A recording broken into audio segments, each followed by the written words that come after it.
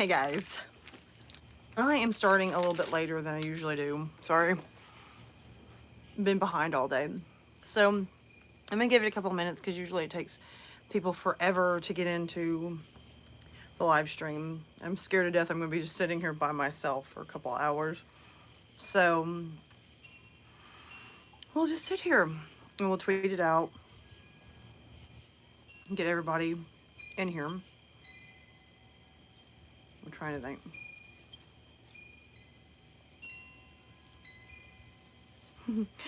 This is kind of nervous. I always get really extremely nervous when I start a live stream. So I'm gonna go ahead and get this set up on my other device so I can see what you guys are saying if you're in the chat. Well, if I can get my phone to work. You think by now I'd be more organized. But I'm not. I'm not organized at all. If you are in watching, because I can't see who all is watching yet, but if you are watching, what should we talk about tonight? Because this is Friday, and I'm thinking about doing this regularly. Just starting to do this every Friday if I can. Fingers crossed. Let's see.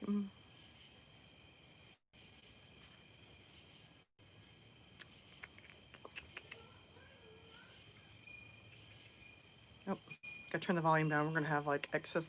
So, okay, guys, we're gonna go ahead and start this and get going.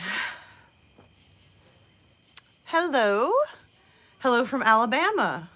How's the weather where you're at? I don't know, like right now we're getting hit with a lot of Hurricane Sally. Is it Sally? I think it's Hurricane Sally. Hello. I know what you meant. That's why I didn't say anything. I just said hello. We're getting hit already with the hurricane, which we're not so close that we should be getting hit with the hurricane. But like I was watching the news the other day and they're like, oh yeah, you guys, we're going to get hit with this hurricane pretty rough up here. And I was like, why? Why are we getting hit? We're not that close to it. So I'm like a little nervous about it. And I was trying to shoot a vlog earlier today and my hair literally was like sticking up and sticking out. And I'm like, I give up. I'm done. We're not going to be able to shoot anything today. So I barely got anything out. Oh, wow. You guys already have a warning there in Texas. What's with all of these hurricanes? Like, it's literally, to me, it feels like out of nowhere.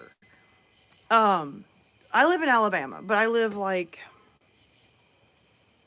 I would think it would be out of the danger zone of a hurricane, but apparently I was absolutely wrong. So, because like we've had like the moody weather. Like I literally feel like Alabama is like, here, hold my sweet tea. We are going to show you what weather is like. And we have the moody weather. I would say Alabama must be a female. And I think it's, she's having problems right now. Not really sure. I kind of feel bad for her at this point. But what do you guys think we should do with the live stream? I have not figured out yet what we should be doing with live streams yet. I've just kind of been starting this to see how it would work. And so far it seems to be going over well. A lot of people have been messaging me and leaving comments saying they really enjoy these. So I'm going to just, I'm just going to keep doing these because everybody seems to really enjoy them. I didn't think you guys would because it's just usually me just sitting in front of a camera rambling about whatever at this moment. So, well, hi, I'm glad to see you. I'm glad that this is your first time. I'm now even more scared because I think always when people leave a comment like, this is my first time, I'm like, oh gosh, the pressure is mounting for me to be entertaining. How was you guys' week? Let's go ahead and just start off with what I usually start off with any video is how has your week been? Has it been good? Has it been bad? Has it just been a week? Who gives a fart type of attitude? I'm going to go ahead and say, well, thank you. I'm glad that you like me rambling. I feel really, really scared when I start rambling because I know like in the past I've been criticized by people for just being really random and rambling. But I'm more of a natural person. I don't want to stage stuff. I don't want to write a script out and like go by this formula. I just kind of like to have fun. So, oh, that's even worse. It's too much work. Uh, I'm gonna go ahead and say my week, it wasn't good and it wasn't bad. I mean, it's like I can't sit here and complain about it for 2 hours, but it was one of those weeks that I felt moody with Alabama's weather this week. I I don't know how to put it. I've had a migraine for most of the week, so like starting last weekend was like the anniversary of my dad passing away, so that already threw me off. I was already just thrown. The only thing that saved the weekend for me was the fact that we had she's like my adopted sister. Her husband had a birthday and my nieces spent the night for like the whole weekend. So I guess they didn't spend the night, they spent the whole weekend. Anyway, and so that kind of saved the weekend. My kids were having fun. That of course saves for me. I don't think you're a sissy. Why are you a sissy?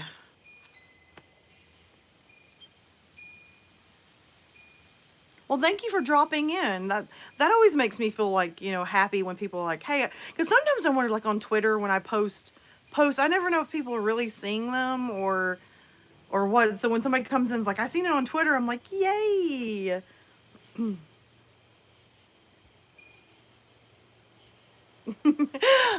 I have a trouble with saying y'all. Both of my parents are not from the South. They're from up north, so they don't say y'all.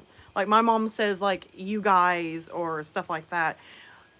But I get really teased here in the South because I was born here, but I don't completely talk like everyone. I don't say winders, I don't say yeller and stuff like that. So I get teased a lot because I don't say y'all. I'll say like you guys. And the last time I said it, somebody like really ragged me. Like look, I'm not a guy, I'm a girl. So I really got ridiculed for saying y'all, you guys.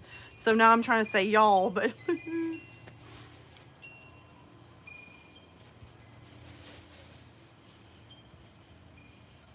well, another person's seeing it on Twitter, so I feel better. Because sometimes, like with Twitter, I don't know, like with social media, sometimes like people just scroll and they never like leave a comment or like let you know that they read it.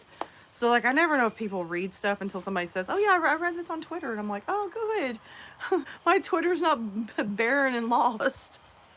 Um, that's what I usually say. I usually say you guys, or like my mom. She used to joke. She'd be like, "Use guys" and stuff like that, and that's what I grew up saying. But I would always get that look from everybody. That look of like, "You're not from here, are you?" And I'm like, "Yes, I was born here. I was raised here." But that doesn't mean that I have to sound like I'm from here. Can't I just be me? So I get teased a lot because people walk around. They have like these little sayings in the South, like bless. Like depends on how somebody says bless your heart. Like if they're like, oh bless your heart, they're like sort of concerned, and then there's like, oh bless your heart, they're being sarcastic. So I mean, there's like different meanings for people in the South to say stuff. Like automatically, if you say tea in the South, they're like, oh it's sweet tea. I'm like, okay, and we don't say pop or stuff like that. My mom grew up saying like soda and pop and stuff like that. Here in the South, it's like, go get me a Coke. And so the first time somebody said, go get me a Coke, I literally went and got a Coke and got ridiculed for it. Like, I didn't mean a Coke. And I'm like, but you said you wanted a Coke. I'm not a mind reader. So, me, I'm from Alabama. So, yeah.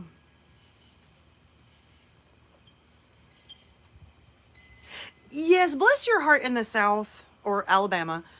It means I just now really was to explain this. Bless your heart in Alabama has a multiple meanings. Like, somebody's like, bless your heart. Like, they literally are meaning bless your heart. Like, I feel bad for you. And then you have the different meanings like, oh, bless your heart. or just their facial expression, the way they word, like the way they say it, and it's like, so in this, apparently in Alabama, you have to speak sarcasm to understand things, which I thought I did speak that fluently, but apparently I don't speak Alabamian sarcasm. So who knows? Yes, I always hate to tell people I'm from Alabama because, let's be honest, people really tease people from the South, especially Alabama. So usually when I tell people I'm from Alabama, I get mixed reactions about it. Some people are like, oh, cool. And then some people are like, oh, you're from the South. And they have that type of reaction. I'm like, what's that supposed to mean? I'm from the South.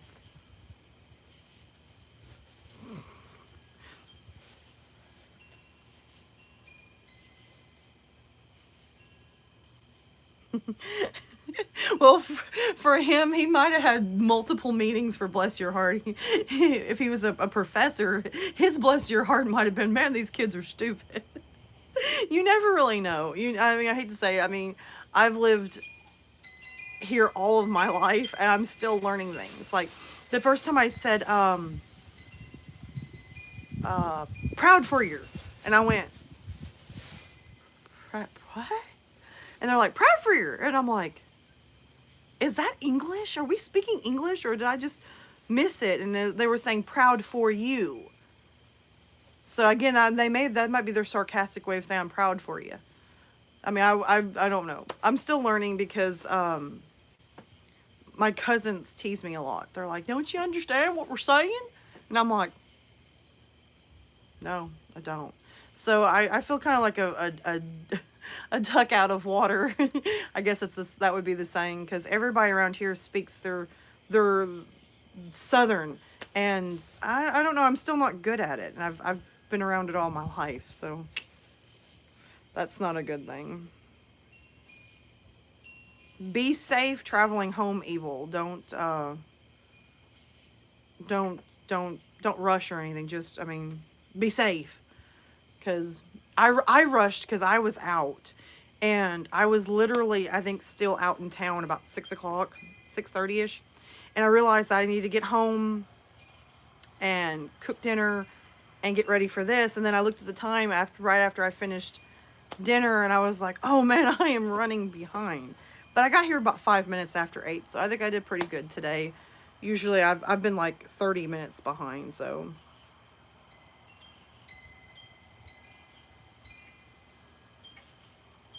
Yeah, that is a new one. The first time somebody used it for me, we were talking about something. I forgot what it was. And they were like, proud for you. And I was like, I'm serious. I literally sat there staring. And I guess they must have seen my facial expression. They're like, what? And I was like, what did you say? I'm like, proud for you. And I'm like, the way they said it, it sounds like somebody who had like tobacco in their mouth and they couldn't say the words right. Or I don't know, they had a problem. And I was like, what does that mean? So at this point, I feel stupid. Because they're like, proud for you. And I'm like, I probably should have just left it at that and Googled it. Because I would have felt much, smarter. But, I don't know. I'm still... I still get teased to this day. This happened a couple of years back, and the same person still comes up to me and goes, I'm proud for you. And they tease me, and I'm like, just stop making fun of me. I'm sorry, I don't speak it. Yes, and that literally is what I was thinking. What are you saying? And finally, they're like, proud for you. And I went, proud for you, or proud for ya. Okay, I think I'm following it now. And so then they literally had a hour's lecture on how to speak Southern. I was horrified, upset, and bewildered all at the same time. Because as their list went on of things that you're supposed to say when you're from the South, I felt dumber. And I'm trying to figure out how I felt dumber when I know how to pronounce words pretty good, I think. And they're pronouncing words that I don't even think it's in the dictionary. Maybe a Southern dictionary, but not not the normal dictionary. I don't know. So I could go on this forever because let's see, they say winders, yeller. It's not a vehicle. It's not a SUV. It's not a car. It's a vehicle. I'm trying to think. There's like a list of them that they told me that is slang for in the South, and I just went. At this point, I literally felt like an outsider, and I don't think I'm supposed to because I'm from here. So it's one of those deals. You're from Alabama, and to them, I don't sound like I'm from here. And then when I get on like YouTube or something like that, they're like, "Oh, you sound like you're kind of from the South." So I don't fit in anywhere. I don't know. So what are you guys doing on this Friday? Besides watching a live stream, if you're like me, like on Fridays, I don't know. I um, I don't do much on Fridays except for wanting to go to sleep.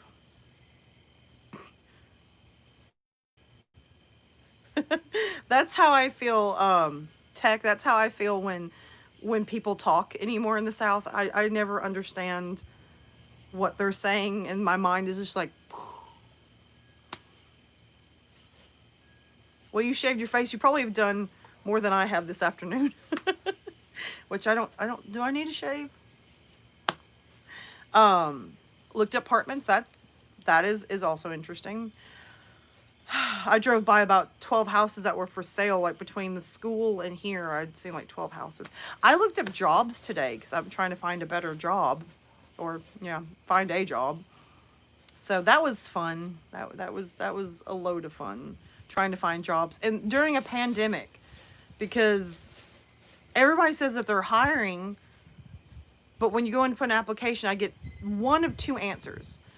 Because I have a college degree, I am actually overqualified for the job, so they don't want to hire me. Or I haven't worked in the last year. Like I was like a substitute teacher, so to them, they act like I haven't worked in a year.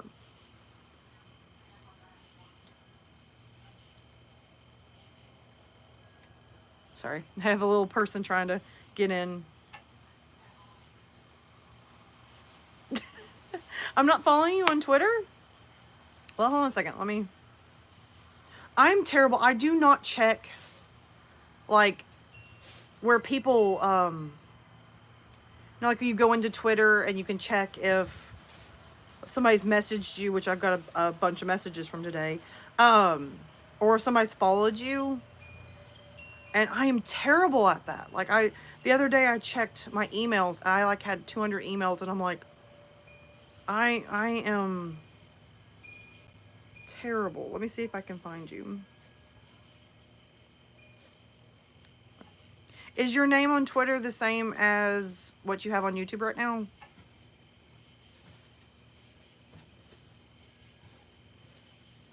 Because like I said, my feed is so full. I don't know. Yes. Okay. Let me look you up. Because Twitter's actually annoying. You can look people up and it takes forever. Like I'm trying to find somebody who's following me and it's like no.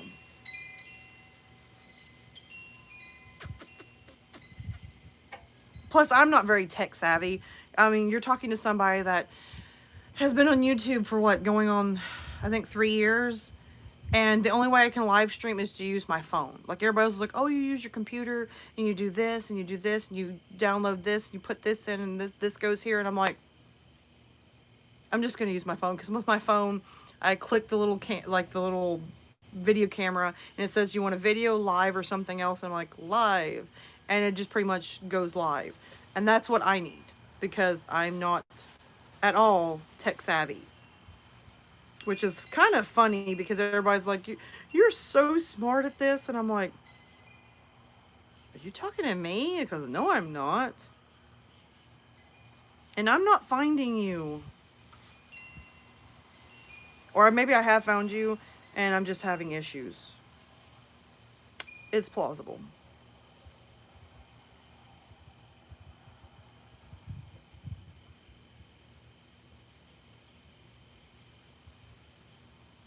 Okay. Sorry, I just discovered somebody that's following me that's actually kind of more of a stalker. So I was blocking them because I think they're only following me to stalk me. So I just had to block them. If you want to, later, like, comment on one of my, posts on Twitter and let me find you. Let me try. Okay, let me try that. Because for me, I always have problems with, if you don't type it in a certain way or you type it in right, it won't show up the person. Let me try that one. Nope, that's not the right one. I don't know. Later,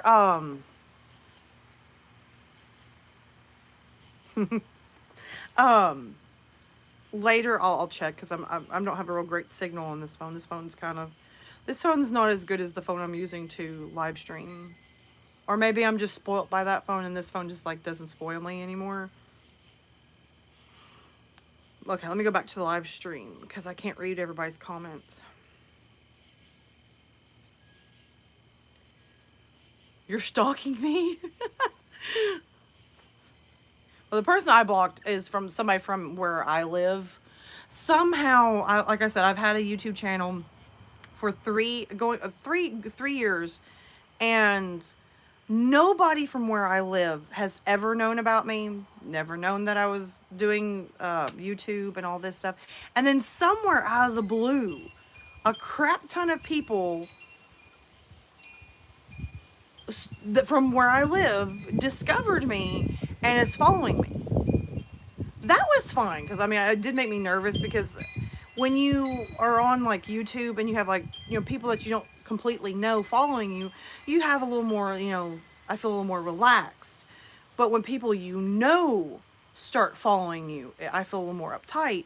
Well, somehow these people that started following me was like it's like a mixed reaction. Half the people following me from where I live are like totally cool with it, like oh my gosh, this is awesome, and then the other half is highly offended. Like they like I don't know, like I started a fans only account. That's like their attitude toward me doing this. And so I've like gotten a lot of criticism in the last month for doing what I'm doing. And I'm still for the life of me trying to figure out what I'm doing is wrong how. But anyway. Okay, thank you. Send me a DM because I'm like I said, I stink at technical stuff. Why was the bomb squad at the airport?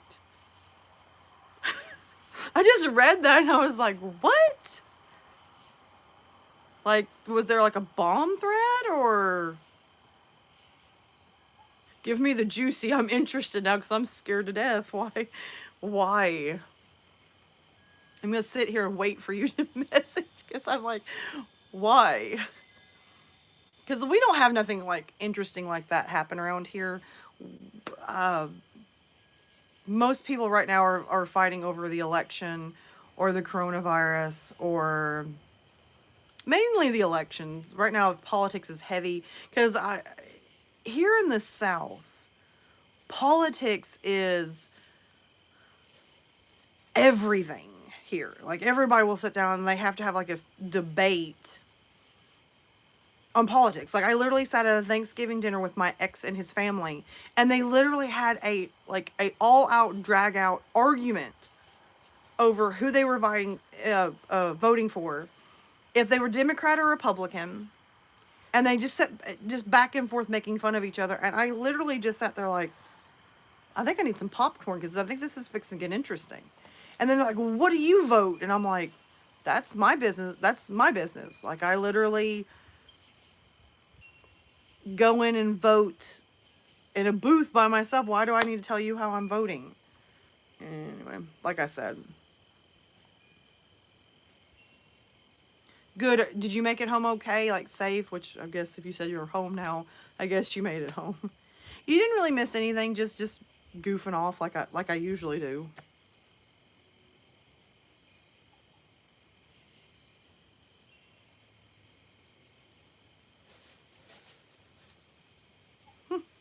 Okay, well, you had probably more of a busy evening than I have. Good. I'm glad to hear that. I get nervous nowadays because, like, today I was out driving and I literally had people just cutting over with no turn signal. And it's like, does people not know what that little button that clicks and goes to tell you which side you're going to turn on would help? So, anyway, I'm not going to get into that because I could go into a 2-hour lecture on driving because 90% of the people around here can't drive and then flip you off because they think you can't drive.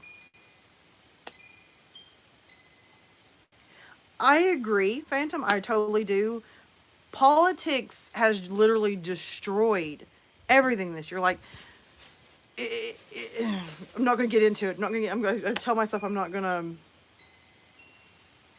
I agree. I like to have my private thoughts because everybody has their own opinions and thoughts about the election and who to vote for and who's right and who's wrong. And I hate to get into that conflict where you're getting into the argument, and because usually the person you're arguing with feels totally that they're right, that the person that they're voting for is right. And of course, in my opinion, I feel like I'm right. So once you get into this argument, it's like no going back. You're in the argument. And what was the crazy guy like threatening to bomb the airport, or was he just just a nut job and everybody was just like freaking out? Like I said, we don't have nothing like that here because the closest airport to us is like in Huntsville, and that's not too far away, but it's not close. And 10 out of 10, you usually don't ever hear any like crazy stories going on there. I don't know why you would think it would be probably crazier people here because, you know. Anyway, just kidding. I'm getting myself in a lot of trouble tonight. I need to behave. You're right. No matter what, you're going to have an argument. So there's no sense in just it. I don't even know why people want to get into the topic of politics, because we all know that it's going to be an argument. Because 10 out of 10, your opinion is not going to match the other person's opinion, and that just starts this war. And a lot of people take it very, very seriously. And like, if your opinion does not match theirs, it's. And see, like with my ex and his family, they feel that they're totally right about their opinions. And if you don't match their opinion, like, you're going to get it. So I just stayed out of it. Sorry, I can't get comfortable. So I'm trying to like wiggle around and find a spot to be like, ha, but I'm not having that great time.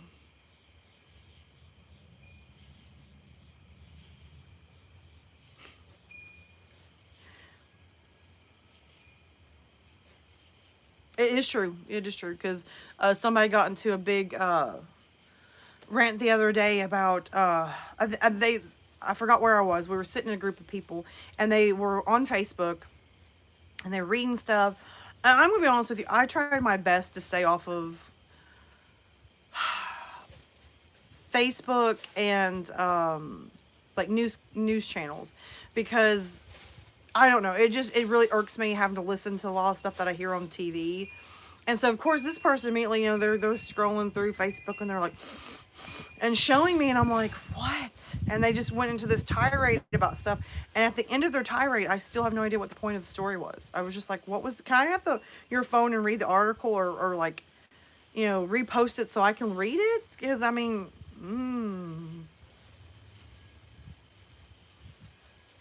I can't even listen to it once or twice a week. I mean, it literally bothers me anymore because it bothers me. It bothers me to listen to it.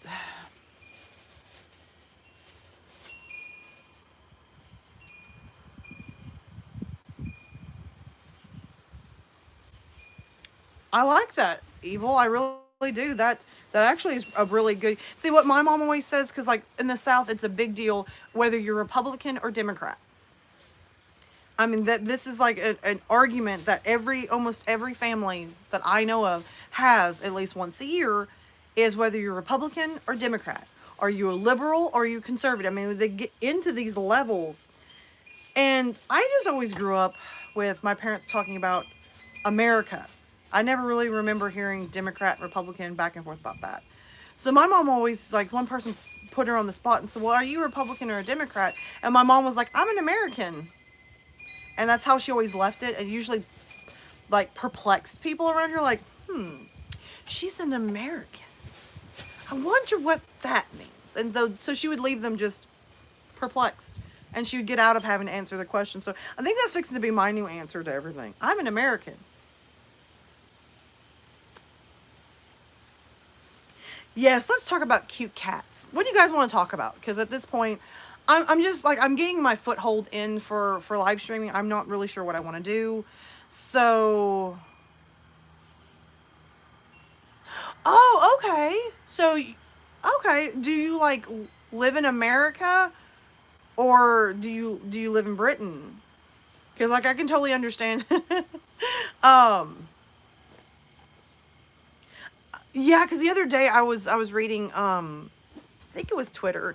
Somebody from Switzerland was commenting about our problems in America, and I was like, "What do you like?" The way she was carrying on was like she lived in America and this had some effect on her, and she was carrying on. And I was like, I guess it made me think like, what does other people from other countries think about us right now?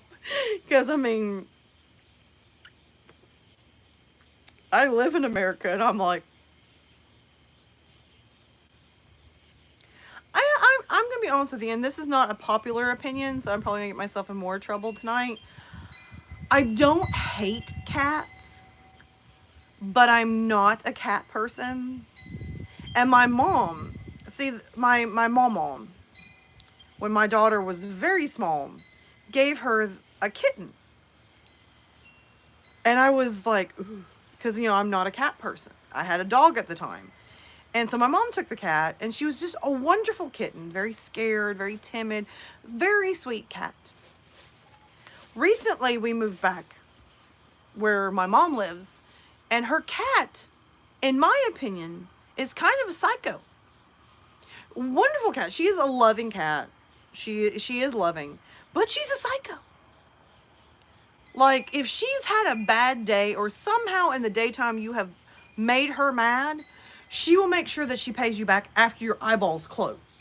I don't know how many times I've closed my eyes and got good, relaxed, and asleep.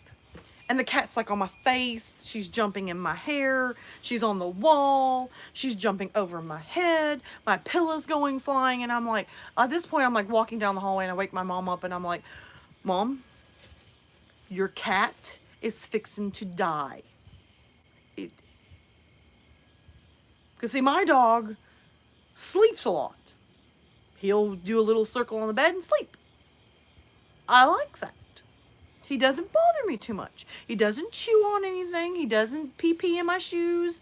He's very good. My mom's cat. I love her.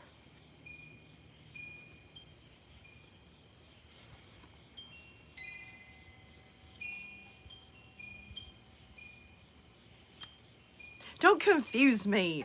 I'm secretly blonde. I can't handle that. Let's see. Hold on a second.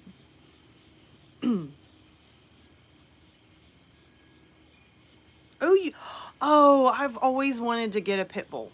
Like when I was little, I'm talking about little.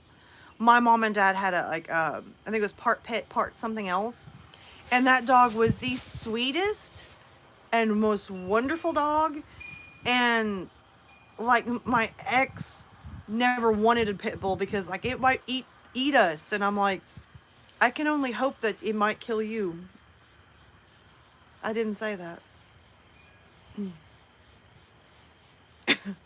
The cat's chewing cords? Like, are they still plugged in the wall? I don't like cats, but I don't want to hear him like gnawing on a cord. Don't wish that on a cat. That just...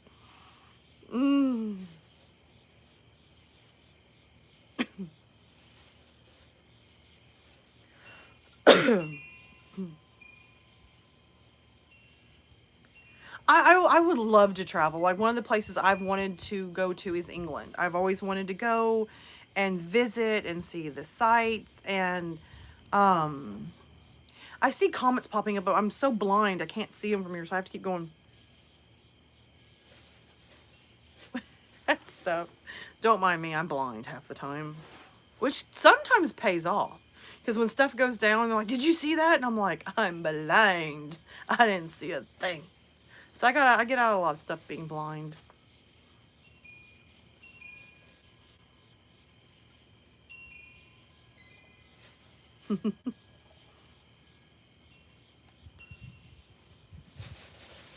That's cool. Your dog, that's awesome. My dog is just basically learned the bare essentials right now. But my dog's only like a year old, and it's a Pomeranian. I'm used to bigger dogs. Like all my life, I've had boxers and stuff like that. And where we lived at the time, we couldn't have anything bigger than a Pomeranian. So we got a Pom. We call him a Pom Pom because he literally looks like if I tucked his head and tail under and shook him, he was a pom pom. Like I could be a cheerleader with this dog. Sioux. And he barks a lot. I'm not used to that. Not used to a dog that just like a fly farts in the next room and he's like down the hallway, and I'm like, my nerves are shot, dog. Please stop barking. My chat keeps scrolling up, and I want it like you're going the wrong way. I'm reading stuff I've already read. Hello, how are you?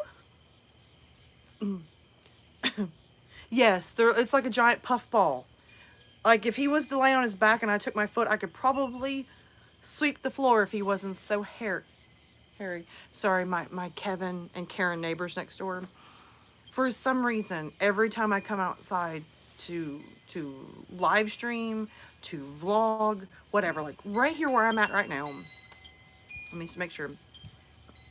It is almost 9 o'clock here.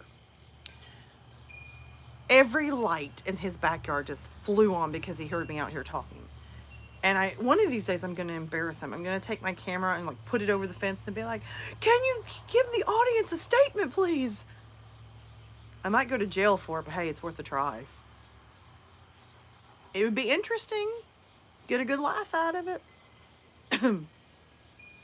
Which I'm shocked I'm outside and my Pomeranian's not like, because I have the door open.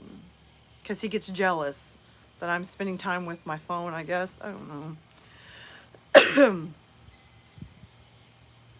BRB.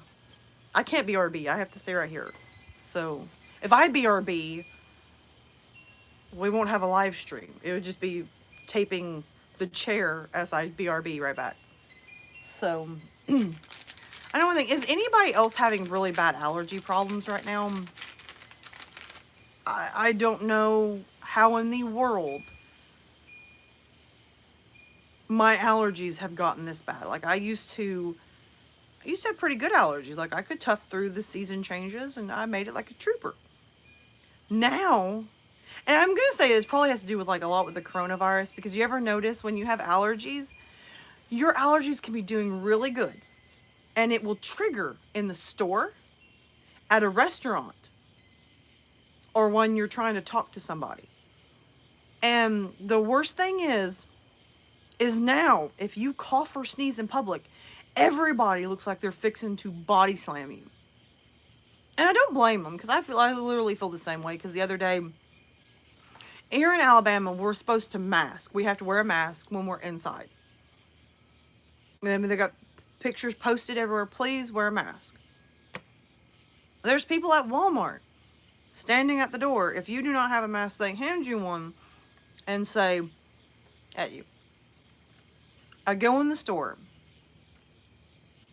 I'm shopping. This is probably like the 100th time I've shopped since Rona started. I get in there, and I'm just shopping, and I'm not feeling real great. And these two people who are not wearing a mask, who literally sound like they're sick. I mean, they're like, and snot coming out of their face. And the whole stinking store, they come up and stand next to me. And I'm trying not to be a Karen. I'm trying not to wig out and like freak out and be like, I just kind of stroll away. And every time I moved, they followed me and was standing like, and we're supposed to stay 6 feet apart. They're literally like this close to me, coughing and sneezing. And my mom looks over me because we're shopping. We're buying food for a get together. And she looks at me and she's like, at me like, don't you dare do anything. Because I was reaching for my purse because I have Lysol. I was about to start going all over the place because I'm like, I am not getting the Rona. I'm not. You're not killing me. I will agree. There are Karens everywhere.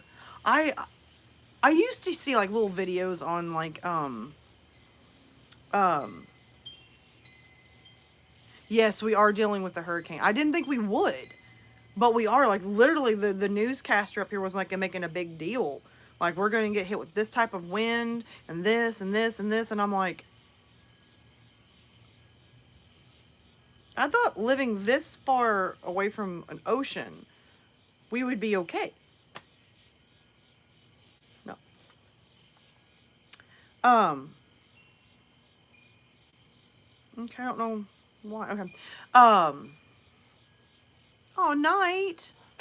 Thank you for stopping by. I literally, before like this pandemic, you would randomly see a Karen just every once in a while, usually complaining at a manager. Nothing that, off the wall cray cray. But since this pandemic started, it's like all the crazy people that are Karens have surfaced. I literally was in the store the other day and I seen a woman verbally assaulting an employee because they didn't have her coffee. Oh my gosh, if I verbally assaulted everybody when the store didn't have something I wanted, I would be like the Karenest Karen ever. Because I mean, I don't know how many times since this pandemic started, I've went into the store and they don't have things. They don't have things because they're struggling to keep the shelves stocked. And they get whatever the warehouse. I mean, they'll tell you whatever the warehouse sends them is what they stock. So there's no sense in walking into like Walmart and being like just chewing out an employee. And what's bad is half the employees are prepared to be chewed out. Like the other day, I asked the employee, I said, I'm sorry to bother you. I know you're busy stocking. But there was something I was looking for. I think it was like a drink or something.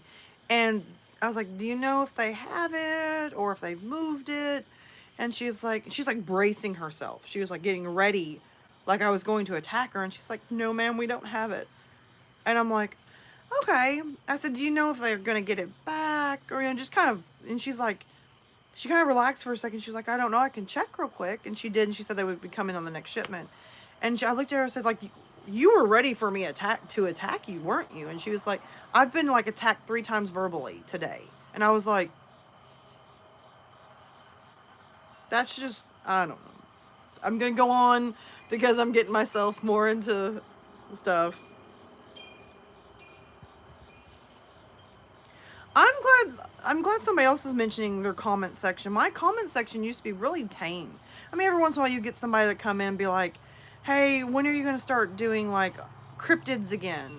Or when are you going to do, there was something somebody was wanting that I haven't done in like 6 months. And that was like the roughest thing they would get in the comments. But I'm going to be honest with you, in the last 2 months, my comments have went everywhere. I mean, I had somebody the other day, I mean, it was YouTube held it for review, and I was going through and found it. But they like were literally like saying something like, I wish you would die in a car crash. I mean, it was just really bad. And I was like, someone's hurt you, my little powder puff. Somebody's hurt you.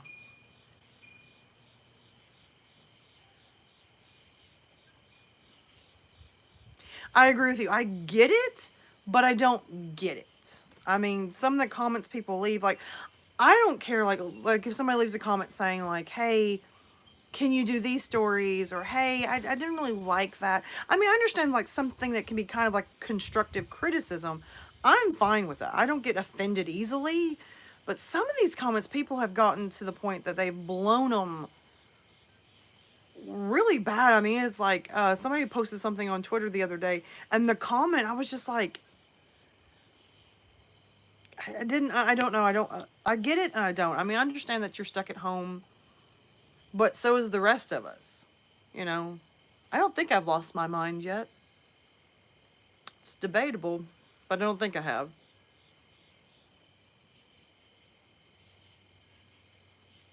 I haven't done a story this week. Okay, I'm gonna have to explain. I didn't know if I was gonna have to explain this.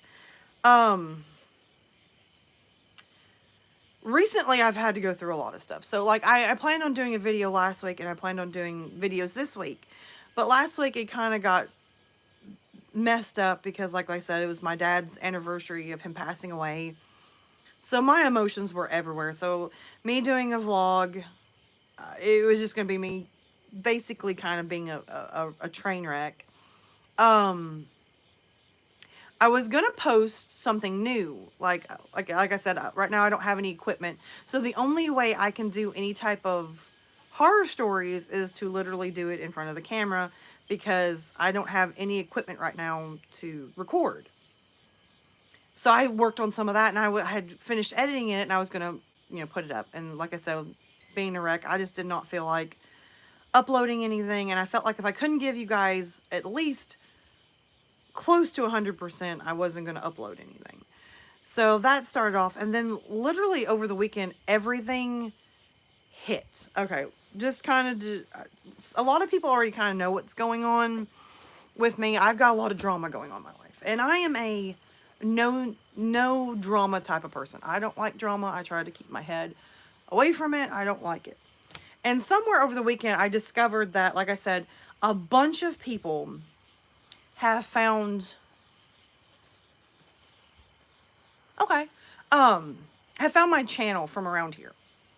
What got me, I think, the worst about people around here finding my channel was like, like you're gonna get those comments like we were just talking about, that people will say random things and everybody's acting really weird right now. I kind of expect that. I think when I started YouTube, I expected that I was going to get comments that were either going to try to be hurtful or mean, because people are like that, because it's something about being behind a computer just typing away. I mean, most everybody has, like, they don't put their real name as a YouTube handle. Like, I mean, I have Lillie C Nation because I'm a YouTuber, but most people make up, like, different name for YouTube. Like, they don't put their name. Like, I wouldn't put, if I wasn't a YouTuber, I wouldn't put Lillie C Nation. I would come up with, like, flowers or something like that. Just something like that. And so you're anonymous when you comment. So you understand why a lot of people comment and say things that they would not have said, more likely, if people knew who they were. So what kind of caught me off guard is I've gotten a surplus of comments from people that do not hide their name, and I literally know who they are. So that took me by surprise. That one, people have found my channel. From here, I thought that I would get like, oh my gosh, that's so exciting, and want to talk about it. Instead, I was really met with a lot of,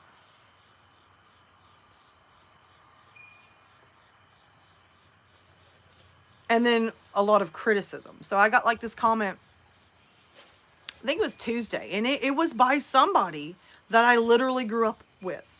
Now they're a good like 5 years younger than me, I think 5 or 6.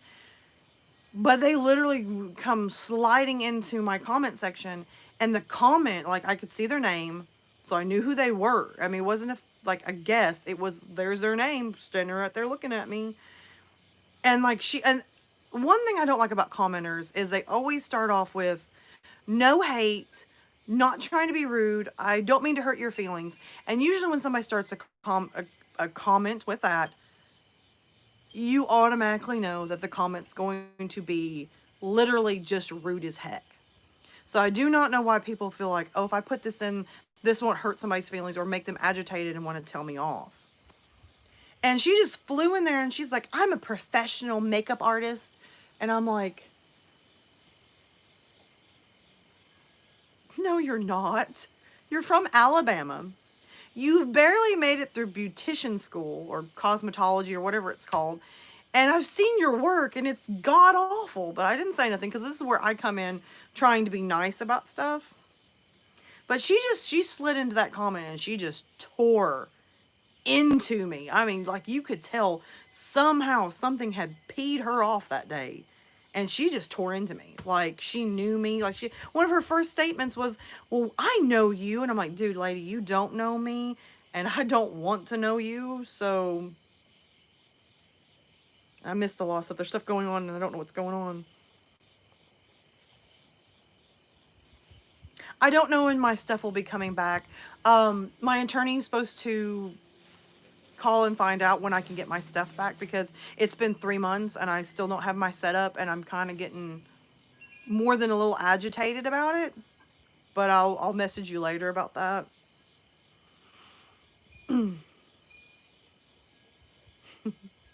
Send dogs this way and make me smile.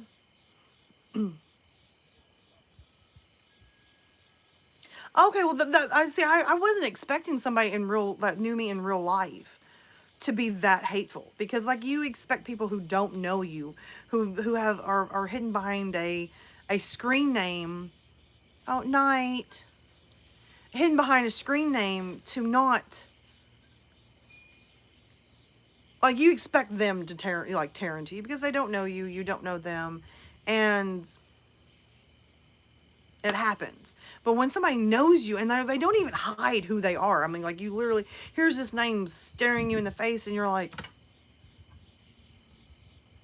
okay. And see, I can be a mean person. I can be a sarcastic person, and I don't usually handle somebody who's intentionally trying to be rude very well. But I basically I just was like, look, I don't know what your problem is, but I'm not dealing with this. No one asked you to watch. If you don't like what you're watching, there's the door, Karen, and go. I mean, for her being younger than me, she literally acted like a Karen. And I thought it was just ridiculous. You know what I mean? Me being a YouTuber does not affect your life. And whether I wear makeup, whether I don't, whether I dye my hair or stick it straight up like a light socket hit it, it's none of your business. And I get so tired of having to justify myself to people. So that's one thing I get. I don't know if your comment was supposed to make me go, oh, let me rethink my life. I'm done being a YouTuber. Your comment, Karen, got me so bad. I just can't go on. Oh, you hit me in the feels. Oh. No, it didn't. It didn't even faze me because all I did was delete your comment and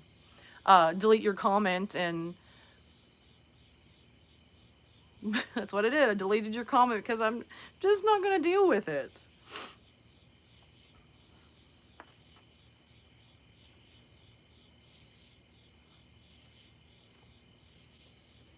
See, I don't understand that. Like, these people that leave comments on my YouTube channel, they're on my personal Facebook account. They're on my personal Instagram account. At any moment, you could have sent me a private message and been like, I watched one of your YouTube videos and I had a problem with it. And then list what the problem is. Because, I mean, I don't know why you couldn't have done that when you left a comment on my YouTube channel with your name so I knew who you were. It makes no sense. But I think some people I really think love the drama. They're miserable. They want the drama. And they think somehow that their comment is so crucial in your life that you're going to just stop for them. No, it doesn't work that way. Sorry. Go back to your knitting or whatever you're doing. I agree. Private information should be private. That's always something that's bothered me. Like, I don't know. That's something that bothers me. A lot of people don't know boundaries anymore. Like, what's too much and what's not enough. And when they hit that line of too much and you get defensive, they're just like, I don't understand why you're so upset. I did nothing wrong. Well, let me put it this way. Okay. For me, YouTube is something that I want to do. For me, this is not just a hobby. It's something that I love to do. So in your mind, you love to do makeup and hair. In your mind, you're a professional. So for you, if I walked into the salon, if you still work at a salon, and just start spewing your work's awful, or is it a review of your work, that would hurt you. So I don't walk into your line of work, your profession, something you love to do, and just tear into you. Why do it to someone else? And that's something a lot of women don't seem to get anymore, is they literally will tear into each other. But then want to say, well, this guy said this. I hate to say it, women say worse things to each other than men do to women. So like we sit here and talk about how men are so awful and men say all this to women. Okay, Karen, did you not hear what you said about your best friend 2 hours ago? Just saying, as I sip my invisible tea and pretend like I don't know what I'm talking about. I don't know. That is one thing I've never understood. No matter how much I've had a problem with another woman, I've never tore into them. I don't care how much I've fought with a friend or somebody who was supposed to be my friend and did stuff. I never went for low blows. Because one thing, whether you're a man or a woman, I never understand why we have to degrade and tear into each other. What's the purpose to it? And the only thing I can assume is a lot of times women are miserable. And when a woman's miserable, if they see another woman that looks like that they're prospering or doing better than them, this little invisible demon pops up in them and they turn into like the worst Tasmanian devil you ever seen. Because that's the only thing I can assume. I don't really know. Because I've never been a normal girl or woman. I've never understood the tearing into each other and cutting each other down. Because we live in a world where people tear into each other. They say bad and hurtful things. People get discriminated against. They get body shamed. And I'm not talking about just women. I'm talking about men too. We don't ever talk about the two-sided of it. It's always poor women, poor women. But I've seen men get scrutinized as much as a woman has. Like, if a woman wears a hairpiece, like if she decides she wants longer hair and she gets hair extensions, that's normal. If a guy goes bald and decides that he wants to get hair transplant, oh, he's so vain. If a girl wears makeup, well, that's normal. If a guy is caught wearing eyeliner, he might be teased for 2 years for it.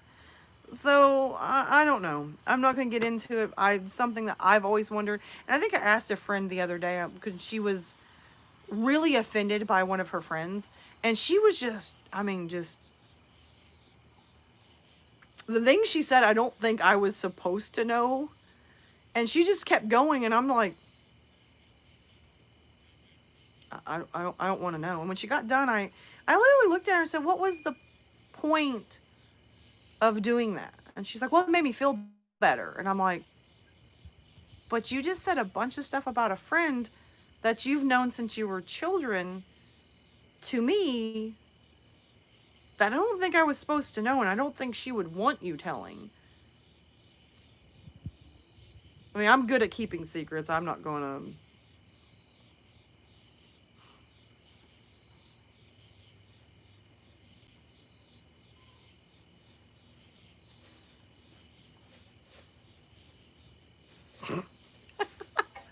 I do agree. People a lot of times do say things in the heat of the moment, and they don't really mean it. And I've been there before. I think I've opened my mouth a couple of times and just kind of said something. And as soon as it flew out of my mouth, I literally was just like... And immediately I was like, I'm so sorry. I didn't even mean that. I'm sorry. And at that moment, as being friends, they can accept it or not. But so, I don't know. I think as a woman, I've seen so many women just cut into each other. And some of the stuff women say to each other, I think it would be better just get stabbed with a knife, because that would usually heal. But the things women say to each other, I mean, they... And like my one of my daughters, she was in school and she's in a low grade. She's like in first grade. And this other little girl body shamed her. And I was like, she come home and she was just hysterically crying. And I'm like, what's wrong? And she like told me what the girl had said. And I'm like, you know, as an adult, if somebody said that to me, I would probably be like, okay, old Miss Sweet Tea, we're fixing to have a fight. But, you know, her being in first grade, I don't want to like hand her the boxing gloves and go, And then the next day I picked her up in Carline and she pointed and she said, "That's the little girl." And I looked over at Elena, I looked at my daughter and I'm like, I really wouldn't worry. I wouldn't worry about what she said to you.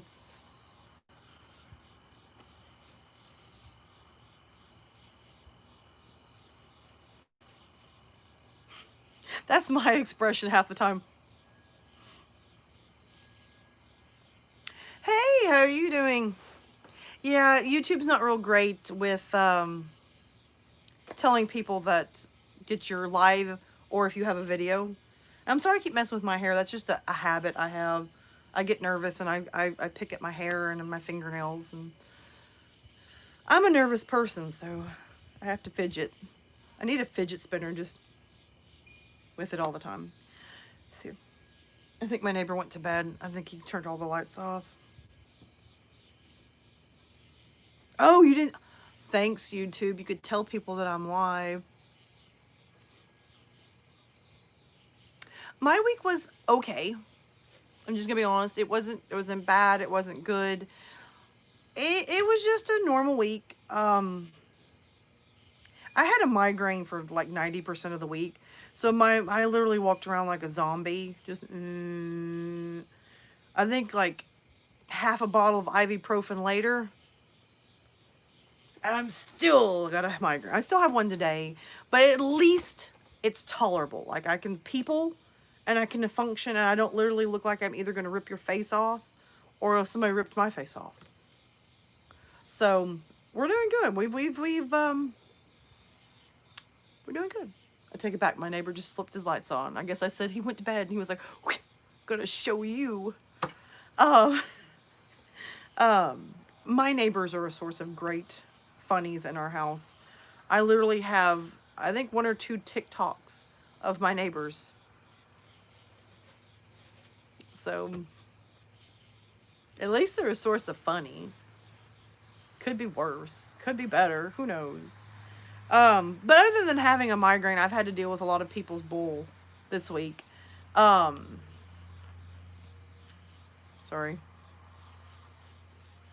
My phone is making me angry.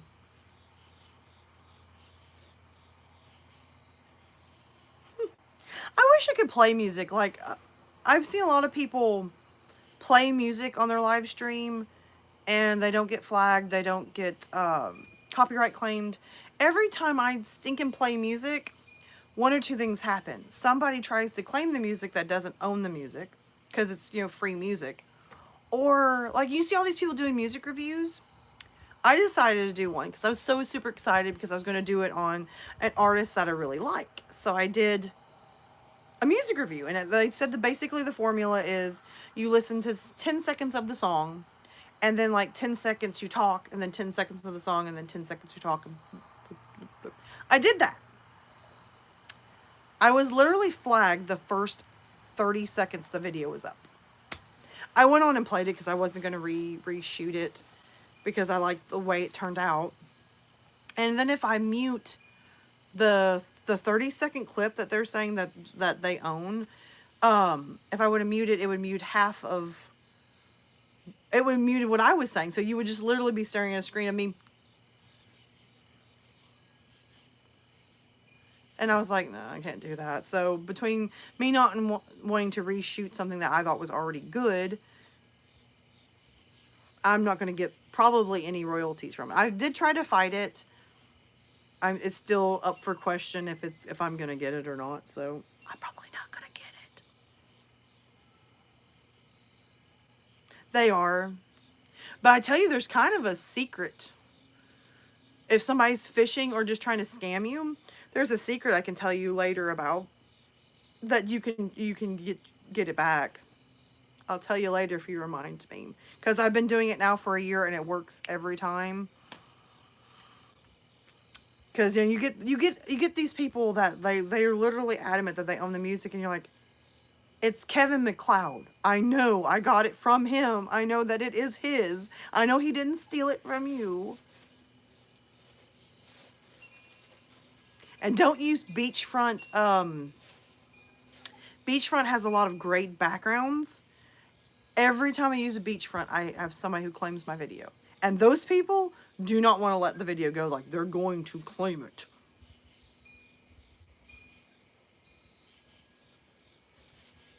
Oh yeah, message me later. I'll tell you about it because I've done it and it's worked so far. I mean, it may not work ever again, but it's worked for me for the last year. And it's usually really quick. Like, they'll put the claim up, I will counterclaim or whatever it's called, and do two things, and literally within 24 hours, if that long, the claim is mysteriously gone bye bye. So maybe it'll work for you, maybe not. I don't know. We'll try. Because no, where I live, they have a cafe. Um, and I actually like going there. I like going to sit because, I get something and I sit down and I'll start writing because I actually like to write. Um, Before all this drama took place in my life, I would sit and just write. I love to do it. I love coming up with new ideas.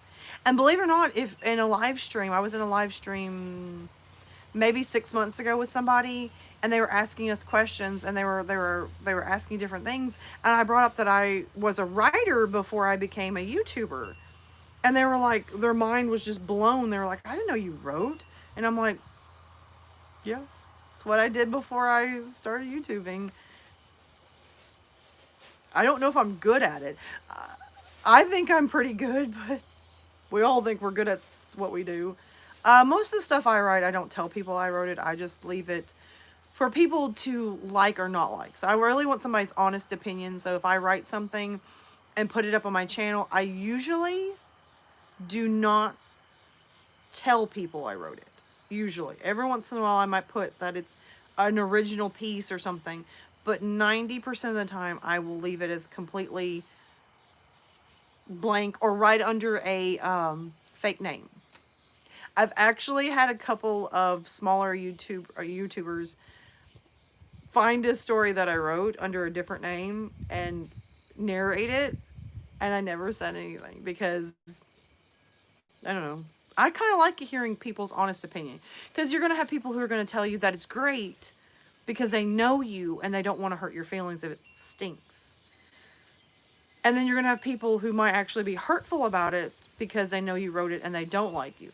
So I just leave it up to, who knows? It might be me, it might not be. You might have read one of my stories.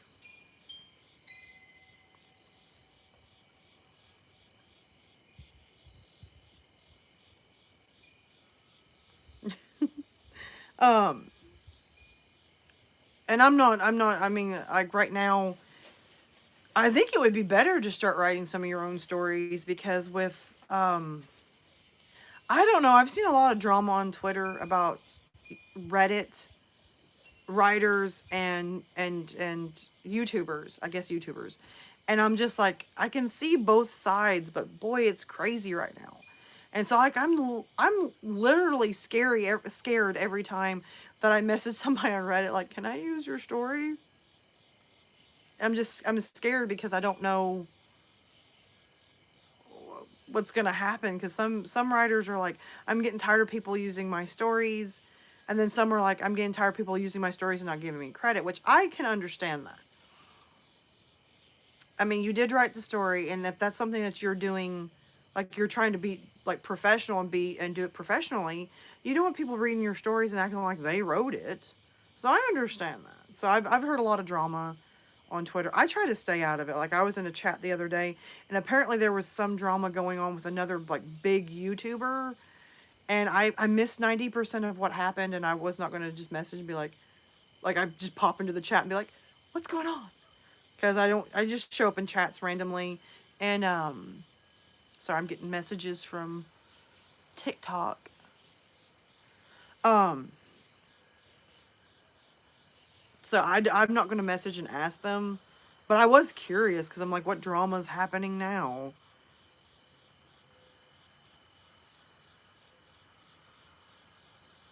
Okay, I'll look him up. I'm going to screenshot that. I can remember how to screenshot on this phone. There we go. Look that person up. Because one thing I do like, if I do use a Reddit writer, if their work is really great, I tend to kind of gravitate to that writer and just keep coming back. And I love it when you do that, because a lot of times they'll message you and say, "Look, I like the way you're narrating my stuff. You're free to use anything, just as long as you like send me a message that you did it, so I can come by and listen." And I love that. I think one of the best compliments I got from a writer was I used their story, and they messaged me privately before they commented on my channel, and was like, "You literally read it like I wanted that character to sound." And I was like, that was great. That was one of the best. I mean, I love those comments when you're using somebody's work and they're just like, "I love it. You did great." You know, that's, hey, Immunity, I have not heard from you in forever. How are you doing? I was thinking about you and Meat Locker the other day. Right, I was setting up and thinking about what I was going to live stream when I wanted to do it. And as soon as I thought of live stream, I thought of you and Meat Locker and those awesome live streams we used to have. I know, I have got to figure out, like, if I'm live streaming on my free bird, don't get me started. Oh my gosh. Don't get me started laughing, because I will never stop on that one.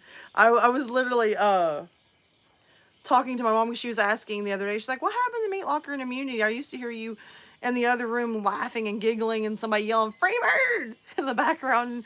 She's like, "I still don't know what was going on, but it sounded fun." And so now every once my mom will walk by and just yell "Freebird" at me, and I'll just nearly die. Like, you see those TikToks where somebody says, "Andy's coming," and they just fall down dead? That's almost how I feel every time my mom yells "Freebird." I'm like, I'm done. Done for the day, thank you. Uh, oh my gosh. Oh, don't get me started. It brings back great memories. I literally told Meat Locker maybe a couple weeks ago when I got to talk to him. I'm like, I miss those days. I miss them, because we had. Sorry, I just heard the weirdest. It's like, I literally was telling Meat Locker the other day. I was like, I miss those. We need to do them. See, Meat Locker knows how to live stream and get us all in and stuff. And he's like, "I'm just busy all the time," and I'm like, I wish you weren't busy. I miss those times. They were some of the best live streams. Like, I literally feel like I'm cheating everyone with my live streams, because I don't have all the craziness that we had back in the day. Makes it sound like 10 years ago, back in the day, when we yelled "Freebird." Oh my gosh. That just, it brings back so many memories at this point. He's busy. Like, he had me scared about a month ago. Like, I was messaging him on Twitter, and the more I messaged him, the more I became worried, because like he wasn't messaging back. And so with like this corona going on, I was like,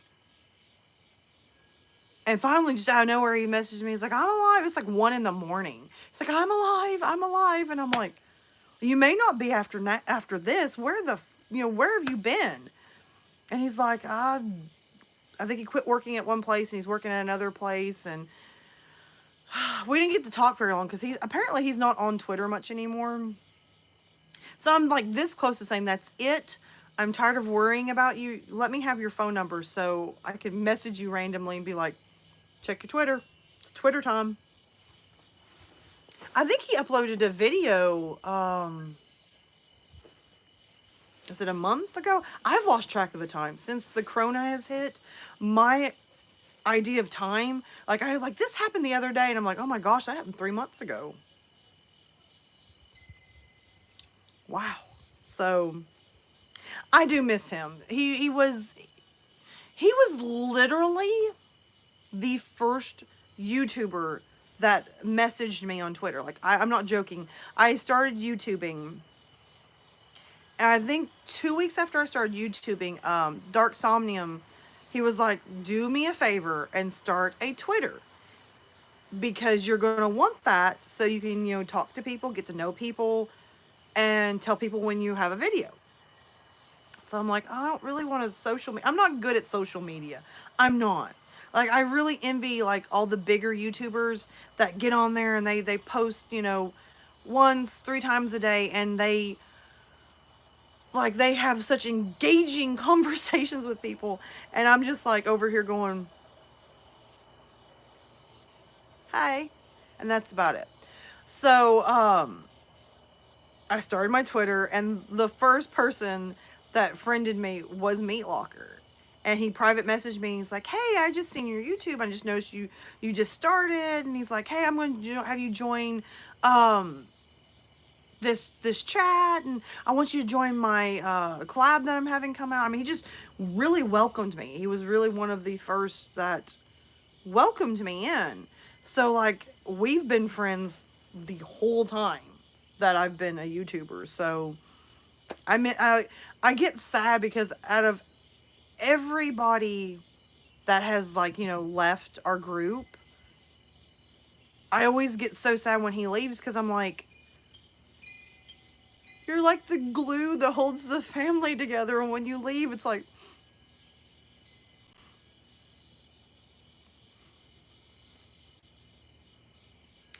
Meat Locker did delete his channel. Some stuff happened and he deleted it. I wish he wouldn't have, but he did. And he started another channel, and it's Darkest Side YT. Hold on a second. Check that before I totally hold myself to it. So I'm going to leave the chat for a second. Bear with me.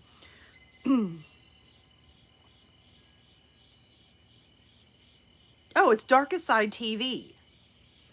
Okay, I think I said that one time, and I thought I was wrong, and I thought it was YT, and it's TV. So I was right. It's Darkest Side TV. Wow, he's up to 936 subscribers. Let's see. 4 months ago, he uploaded a video. I told you I'm not good with time. I'm really not. So now I'm wondering, when was the last time I talked to him? I sometimes feel like a terrible friend, because I lose track. I literally lose track of time, and I'm like, it was 4 months ago? Terrible. Terrible. Oh, no, I don't want to play that. Stop. Get copyrighted. But it says, like, horror readings by Busy, and it'll look like this. I don't know if you can see it with the glare. I just still call him Meat Locker, because I'm just gonna be honest with you. I can't get used to calling him, like, Busy or Darkest. But I ended up calling him Darkest because that's what he's going by, and I'm not completely sure if he wants to still go by Meat Locker. I don't think he cares, but if he deleted his channel, he might not want to still go by that. I don't know. Next time I talk to him, I'll ask him. Sure, I'm not joking, guys. This migraine has kicked me in the tushy all week, and it's not been good. He does change his persona a lot. I sometimes think he does that because I think the incident that happened, that he deleted his YouTube channel, sometimes keeps creeping back up. And I think that's why he keeps changing, so that they won't catch on and find him. But what's bad, as a friend, I can't find him. The Feet Locker. No, Meat Locker, which is now Darkest Side TV, he has like 936 subscribers. So, and he has such an amazing talent. Like, I don't know how many times I've told him if he could just keep uploading videos, if he could.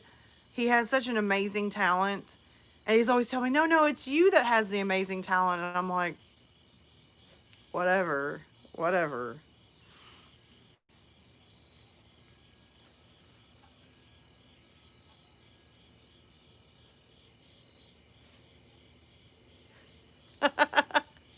I'm sorry, I just read your comment, Immunity. I'm sorry, I'm behind. Oh my gosh. Speaking of which, has anybody talked to him recently? Because I never know. He has an amazing voice. I'm not gonna lie. One of our first collabs on my channel, like he literally was the first person I collabed with on my channel, because I was so scared to ask people like, hey, do you want to collab? Because like back when I started, a lot of like the narrators that were bigger than me, you would see them post on like Twitter, like they get so tired of people always messaging them to collab. So like I'm still scared. Like I don't know how many times I've asked people and I'm like, it's like start typing like, hey, I know you're busy. And I mean this strictly as like,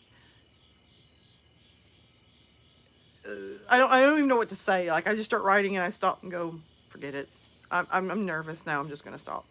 So I'm one of those nervous people. I can't ask people to collab. I literally will start messaging and just stop. So we were friends. I messaged him. I'm like, hey, do you want to collab? I have this story and it's amazing. And I think if we did it together, it would be great. And so my very first collab was with him. And to this day, like my family knows that I'm a YouTuber and they like totally support me, which I love. I love hearing that. And all the family sat down like every time I have a video come out, they will literally sit down and with each other if they're together and watch it together. And so the very first video they ever watched, this is where I actually told my family that I was a YouTuber. They sat down and watched me and Meat Locker do this video and they were blown away. They were blown away. And that to this day is probably my favorite video I've ever put out on YouTube. That's my favorite video. And my ex used to ask me, why is that your favorite? I don't know, just everything. It was like the YouTube gods aligned and everything about that video turned out great. The audio was good. The sound effects that I found matched everything. Like I needed Meat Locker to scream at several different points in the video. And he's like, I'm not going to be able to do that. Where I live, if I scream, somebody's going to call the cops thinking somebody was been murdered. So I was looking for sound effects and I found this scream that literally sounded like him screaming. And, you know, I put the sound effects together, I put the audio together, it just meshed. It just flowed together. And then when I synced it, like I put it up with the video seemed to sync with like the sound effects, the way it glitched and moved. And I was like, so it was like the best experience I've ever had with making a video. And I was so scared. Like he kept messaging me. It's like, it's okay, Lily. We're going to get this done. It's going to be great. Because back when I first started YouTube, I panicked like every 2 minutes. I mean, I literally looked like I twitched a lot. And so everybody would be like, calm down. It's not the end of the world. And I sent him like, okay, what I'm going to do is I'm going to upload it to YouTube. And this is back before we had the premiere button. And I sent him like a private, set it up to private or whatever. And messaged him and he watched it and he like, it was like dead silent for like 15 minutes. And I'm like, the video is only like 8 or 10. And it's like, oh my gosh, I messed up. And he messaged me and he was like, that was amazing. That was literally amazing. I don't know how you got the video to sync with the audio. And I'm like, I don't know, but it happened. The YouTube gods went, you're going to have a great video, Lily, with Meat Locker. And I don't think I've ever had a video go that well since I've been a YouTuber. I don't think. Maybe. I don't know. Dogs came to the door. Oh. He didn't stop YouTubing. I think what it is I think he has a lot going on in his life. And he will start to YouTube and things will happen and he has to stop again. I don't think he stopped. I don't think he's actually ever told me that he was done with YouTube. It's just one of those deals, like, I know how it feels because I've had the last 6 months, every time I get full-fledged back into YouTube, crap happens. And I'm like, I'm going to do this. And of course, this is one of those weeks where every time I went to upload a video, like I got a letter from the court, a letter from a judge, a letter from my last attorney, and then, you know, the anniversary of my dad passing away, then like the comments on my YouTube channels.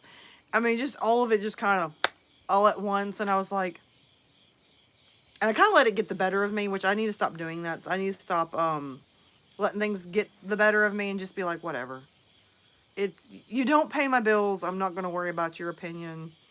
I mean, if you're going to leave a constructive criticism, I will totally see what I can do to help out with that.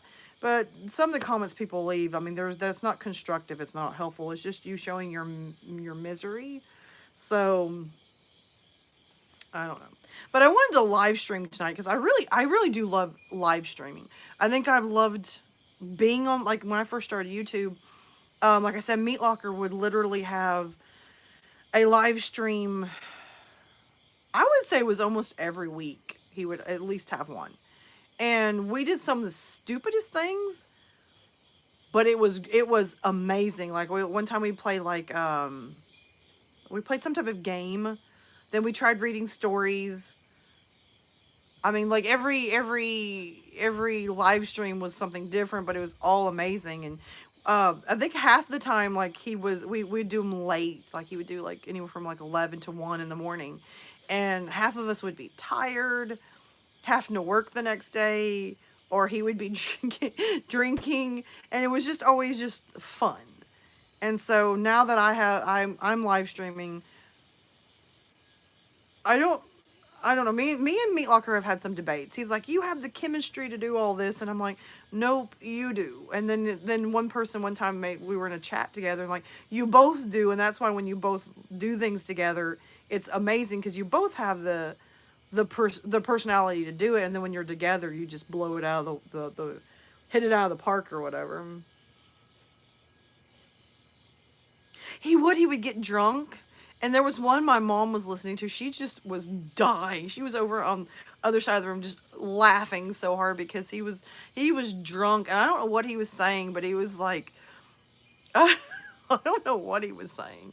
But my mom was like, I don't know.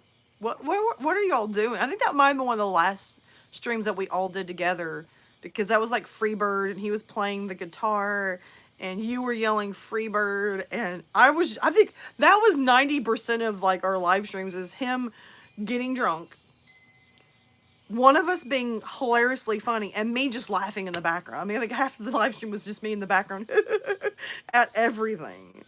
But it was I agree, it was amazing. I don't know how the people listening got so much enjoyment over him being drunk, somebody being funny, and me just laughing like a hyena in the background. But they did. They would tune in every week and be like, these are the best live streams I've ever, listened to. And I'm like, he's drunk, he's funny, and I'm laughing like a hyena. Okay. Yeah, there was a couple times I think we were starting to, because he would start playing music and singing, and then he'd be like, he'd put me on the spot. He's like, I know you can sing, Lillie, sing. And I'm like, it's a good thing back then when he live streamed, he didn't do it like in front of the camera, because my face would literally have either been like, or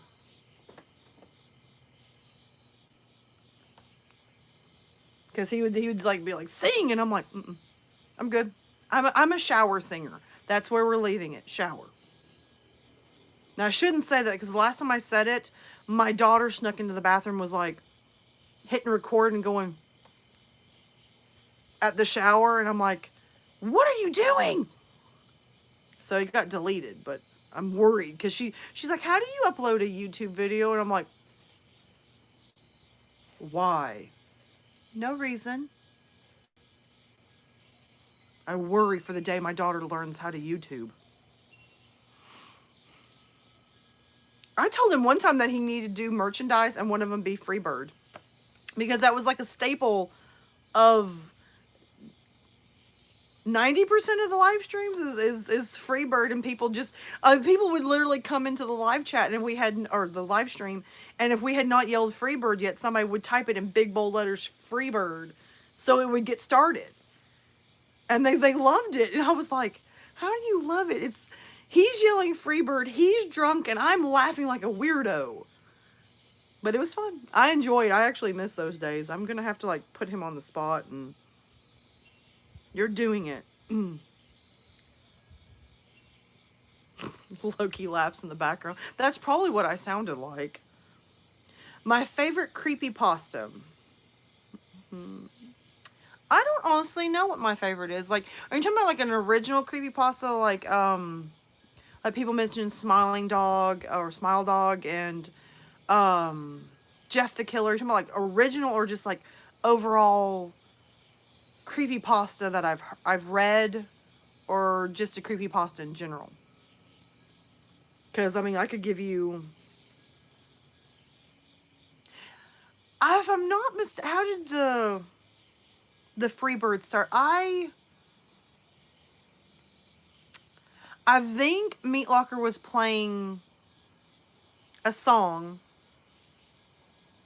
and I asked him to play Stairway to Heaven, and he started playing Stairway to Heaven because that's one of my favorites. And then we started talking about, as long as you don't play Leonard Skinner's Sweet Home Alabama, and he starting to play, and I'm like, I hate you.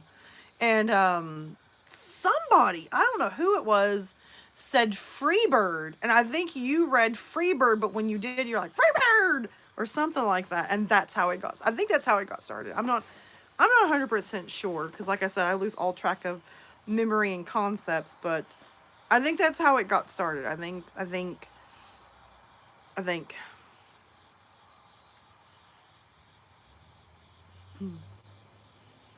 That's what I'm wondering. So, okay, on creepypasta, I'm trying to think. My favorite, and I wish he wouldn't have deleted all those live streams, because, I think when he deleted his channel or deleted his videos, he deleted all the live streams, and I was like, because now I can't go back and stop it. I hope you do, because like he deleted all of his, and like I wanted to go back the other day and just kind of reminisce over it, and I realized that he deleted all of those awesome videos, and I'm like,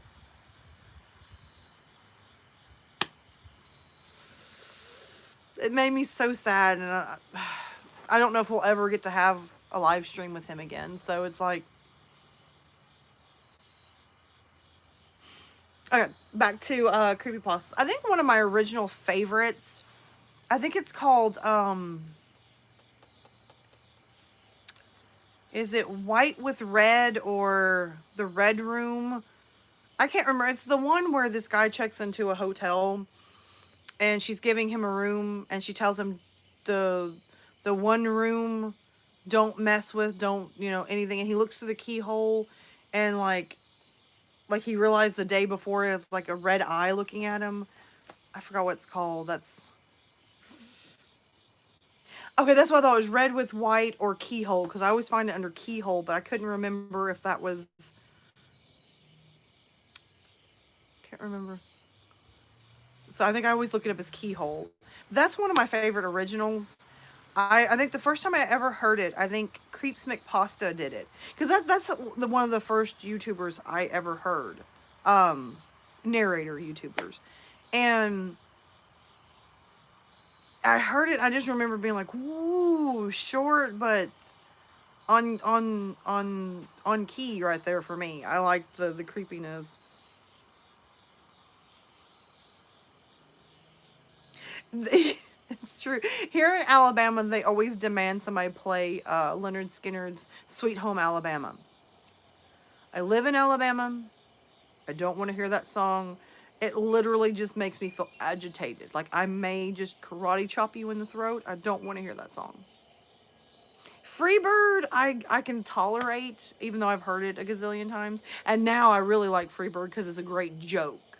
Like we literally need to make merchandise just Freebird. And we should have done that. We should have made merchandise with Freebird, and then like have a picture like our avatars in the background of it, like Meat Locker, Immunity, and Lillie, just in the background. Bring back Freebird.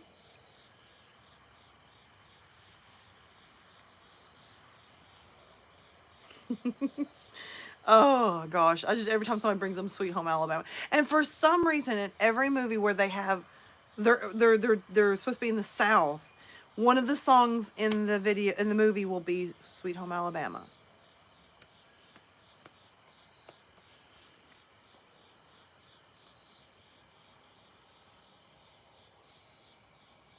I need to look that one up. I don't think I've read that one, or if I have, I don't know.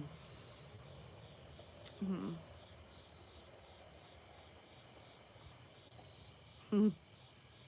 I'm trying to think. One of my favorite, and if you hear weird noises, this chair is like rubbing on the wood, so it's making like real creaky noises. I'll have to look that one up because I don't think I've heard it, or if I have, I don't think I have. I don't think I have. But I'll look that one up because I always love reading creepypastas. Oh, cool. I'll have to look that one up.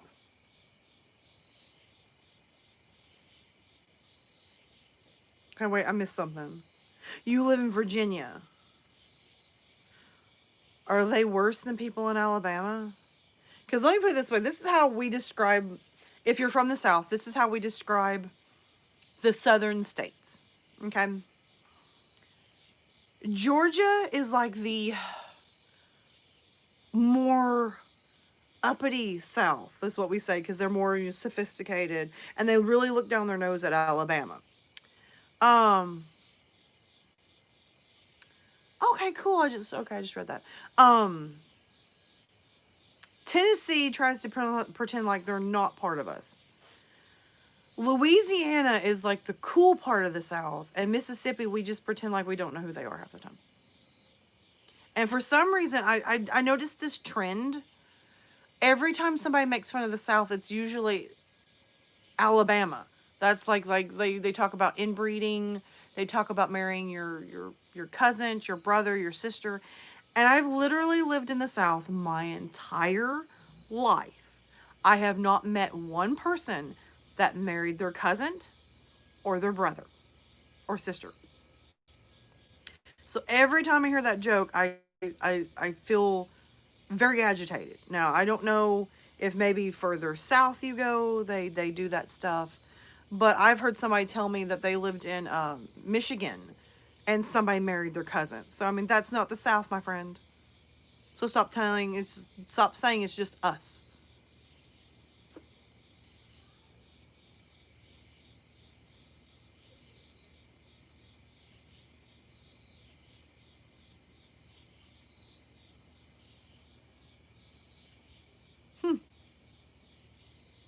Oh. Ew. I'm sorry. I was just reading the chat. I see ew. I kind of like picture in my mind somebody saying ew at it.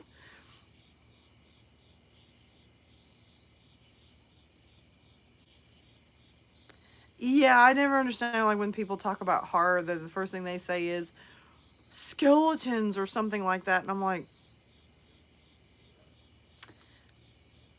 okay. If that's what scares you, I'm gonna be honest with you. I don't get scared very easily. I watch all these horror films, and I'm literally sitting there going, "That's the killer. This person's gonna die in this order and such." Okay, I'll be in there in a minute. I lost track of the time, and my family's coming out going, "I thought you were gonna spend the night with spend and watch some movies with us," and I'm like, "What time is it?" And they're like, "It's almost 10," and I'm like, I'm sorry. I like live streaming. No, skeletons are not scary. And for some reason, I don't, I can't get into horror films anymore. People are like, oh my gosh, I seen this horror film and you gotta see it. Like I was like scared the entire time and just having a panic attack and it was so bad. And I'm sitting and watching it like prepared to be scared. And I go, that that didn't scare me. I had to pretend that I was scared. So I was just like, oh, you know, and I'm in my head, I'm going, maybe I've been desensitized. Maybe that's what they say. I don't know what we're going to watch. We've gotten into this kick of watching, like, films that have went under the radar. Like, you know, back when Twilight came out, a surge of movies came out right around the same time that my pom-pom just went off. Shut up, pom-pom. No. Bad Bear Bear. No. No. At least he listened to me. Usually he'll just keep on yapping at me. Um, I forgot what. Oh, we're in this kick of watching movies that like got terrible reviews, and we'll sit and watch them and be like,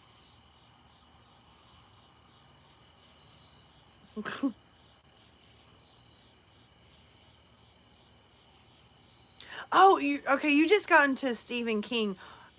Well, I can't ask this. I was going to say, what is maybe your favorite that you have read of Stephen King? Because like I have my favorite. I guess in a way I feel kind of bad for Stephen King because a lot of his stuff that gets adapted into movies. Oh my gosh, The Shining. I totally agree with you.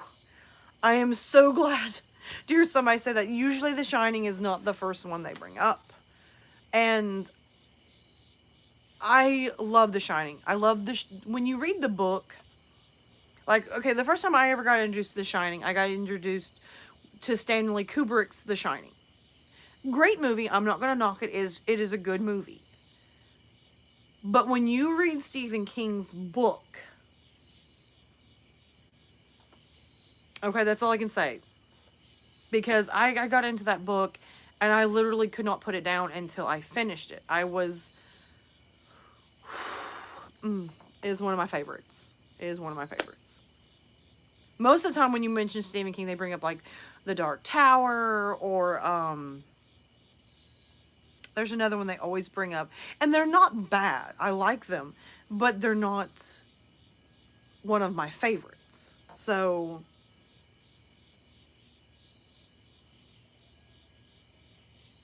yes, I will have to say that's one thing that I will I want a red balloon. I love it. No, don't get me wrong. When I say The Shining is my favorite, I am not knocking any of Stephen King's books, but The Shining is just my number one.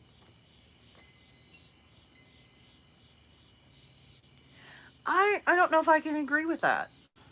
Um,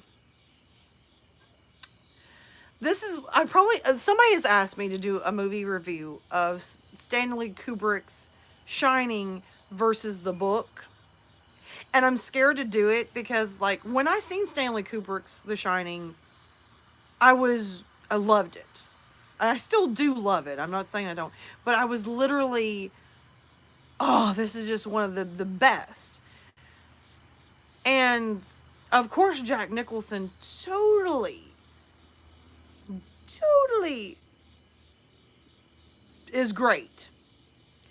But when you read the book and you watch the movie, I'm glad I seen the movie before I read the book because I would have dogged the movie. And that's just my opinion. Don't hurt me.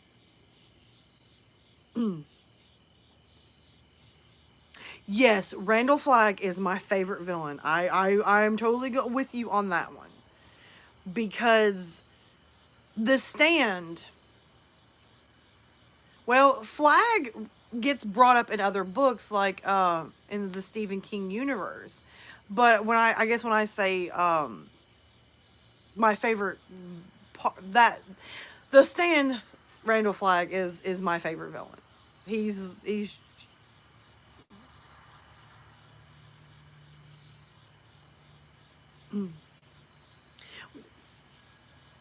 okay, hold on. Are you saying that, are you asking my opinion of the It 1 and 2, or are you saying I'm not sure. Are you asking my opinion of It 1 and 2, cuz I'm scared. I'm scared cuz I've been asked my opinion on It 1 and 2, and I've been asked to do a movie review on 1 and 2, and I'm scared to do it too. Okay. They are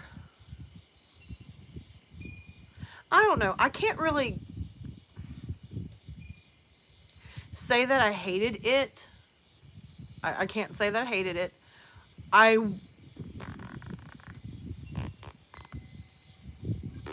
I don't know. I don't know how I feel about it. I love it, but then there's something that kind of hits me. But this might be why it hits me differently. Is when I watched it 1 and 2, I watched it with my ex, who is a heavy critiquer. Like, he'll pick anything in a film and just dog it. And I'm going to be honest with you, when you watch a film with somebody like that, you absolutely begin to hate the film, because I am an overthinker. I overthink plots. I overthink things that are said. I overthink. But watching a film review, or watching a film with somebody like that, um, yes, my ex is a miserable person. I'm not gonna lie. He's a very miserable person, and well, my stance on misery is people who are miserable love to make everybody else miserable. So he ruined It 1 and 2 for me. I don't even think I finished It Part 2, because we were maybe 30 minutes into the film, and it was just, I don't even think I heard half the dialect, just him about it. And I'm like, I just literally just turned it off, and I was like, I'm done.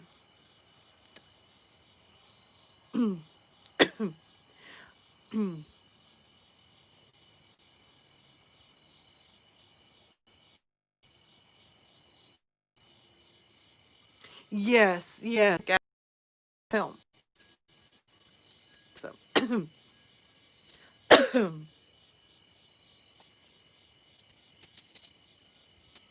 no, I'm still here.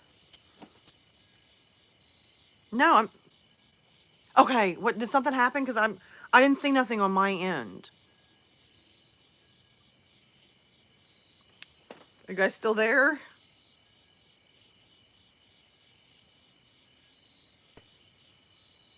Okay, because it didn't show on my side. Um, it must be the internet, because I'm outside. I didn't think about this when I started. I went outside. Um, that the internet goes out when I'm out here.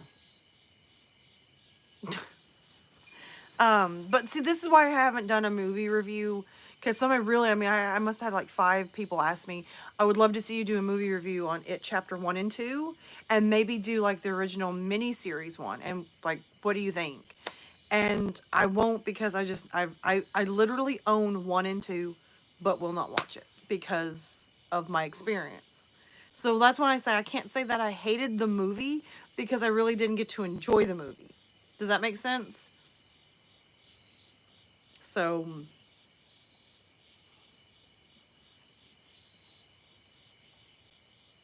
okay, if your closet door just opened, that's what you need to be doing right now.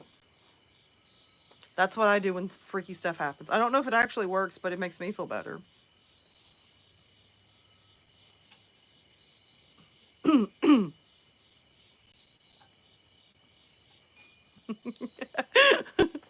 It's time to call Sam and Dean in on your closet. Um, but for me, I guess like The Shining, I don't have nothing to knock Stanley Kubrick's version. He did a great job. I love the movie, but I don't know, when you read the book, and then you go back and watch the movie, there's so much in the book that was not conveyed in the movie. And it hurts because, like, oh my gosh, like the way Jack Nicholson portrays the character Jack Torrance is basically you kind of get from point A to point B that he's kind of a jerk throughout the whole movie. But when you read the book, you realize that Jack Torrance is somebody that's had a messed up life and that he was only this way when he drank. So when he stopped drinking, he was a great dad, a great husband. So right there, you have like kind of a feeling toward him. Like he's not a jerk. It's just it's what happens when he drinks. And the hotel really uses that to wheel him back in, to wheel him in and get him. And there's so much in the book that was not in the movie that was just so good. I'm sorry, but I still would like to know who Tony was. Like, who is Tony? I don't quote me. I mean, if you guys have read the Shining book, I don't think Stephen King ever addresses Tony. I have my speculations who I think Tony is, but I'm not sure because it's never addressed. And I don't even think I've not read the second book, Doctor Sleep, but I've seen the movie. I don't think it's addressed in the second movie who Tony, or the second book who Tony is.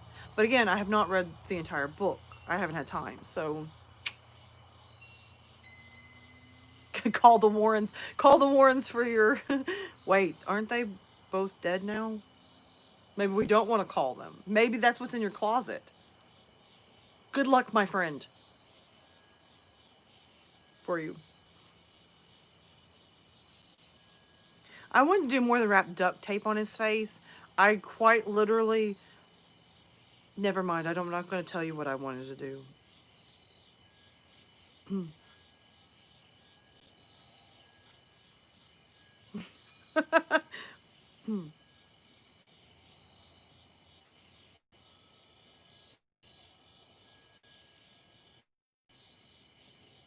All right, we'll call the Ghostbusters. Who are you gonna call? Oh, in Casper, Dan Aykroyd shows up like it's the 1993 version of Casper. Dan Aykroyd shows up. He's like, "Who are you gonna call?" And you hear the ghostly trio in the background. Somebody else. That would probably be my reaction. Someone else.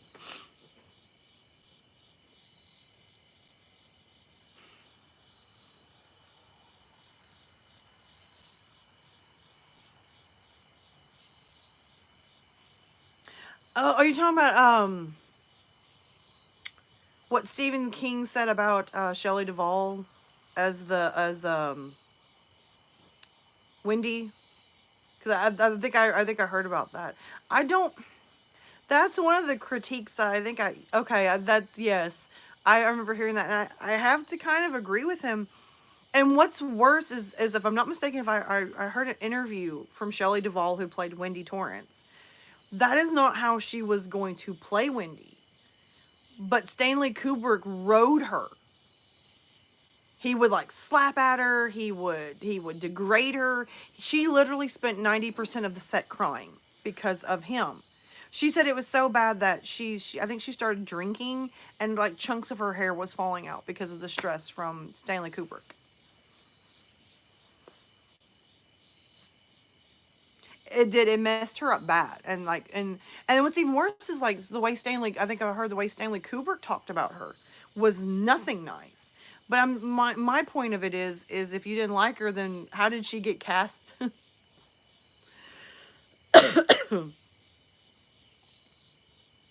Yeah, I just seen the Immunity. It popped up about 15 minutes ago on my screen. The Immunity put it up or showed me or something. I'm gonna check it out after I'm. I agree. When you mention Winifred, the first name that pops in my head is not Stephen King. It's Hocus Pocus, and we're getting so close to the time for Hocus Pocus. It's right around the corner. But shh. I usually start in September. I can't help it. I get excited from August to end of December is like my favorite time of the year because August is my birthday. September is like getting into fall, and October is Halloween. Um, in our house we don't, we eat at Thanksgiving, but we don't celebrate it because we're Native American. So it's kind of a just more of a family tradition type of deal. And then of course there's Christmas, because like in Christmas, my kid's birthday's right before Christmas. We have Christmas, we have New Year, so it's like a big deal in our house. So like from August on is just like the best time of the year for us. Which I feel bad because my poor son's born in February. He's like, you guys don't care about me, and I'm like, we do. You're born in the month of love. It's Valentine's Day. Oh, that is my favorite line in Hocus Pocus. I'm not joking. When you brought it up, it just made me just beam, because I don't know why, but ever since I seen the movie for the first time, because I was little,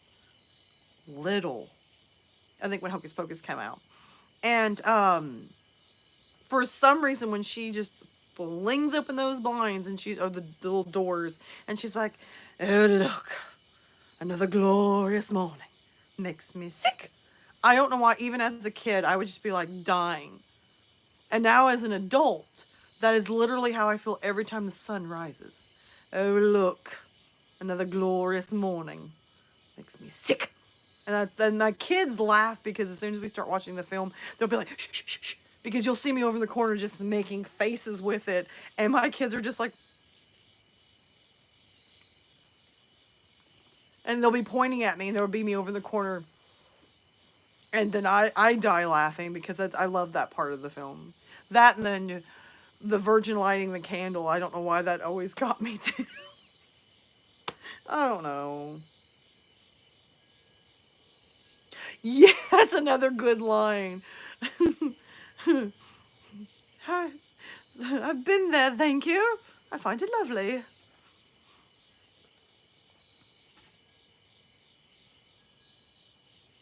I hope you're okay, because when you mentioned that your closet door opened, now I'm like worried for you. Like I was gonna end my live stream right before you said the closet door opened, and now I'm like scared to end my live stream.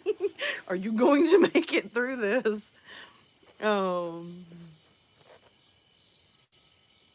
oh yes, I like it.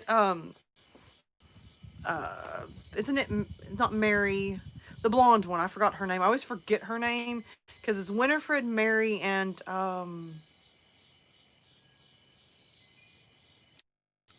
the blonde one. That's what I always call her.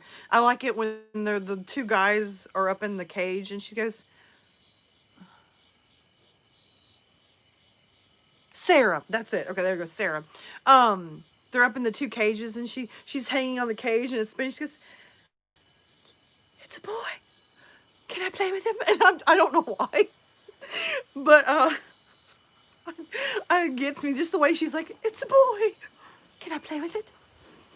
I don't know why I find that funny, but I do. I die laughing watching her on screen, because she's like completely boy crazy. She reminds me of a friend I had in high school. She was just like, I mean, she's seen a boy in her face just at it. I'm like, in my head, every time she would do that, I would look over at the boy like, run, run, she's coming.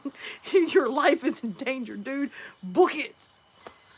So I don't know why, but just her attitude, she just I don't know, the chemistry of them three in the movie gets me, because you have like Winifred, who's like the serious leader, Mary, who is a complete, like, has no idea what's going on, and Sarah, who's either chasing a boy or just, what happened? And the point when Mary, like, the kids steal their brooms, and they're like, what are we gonna do? And you see them taking off, and Mary is on a vacuum cleaner. I'm trying not to laugh, because every time I see that vacuum cleaner, mm.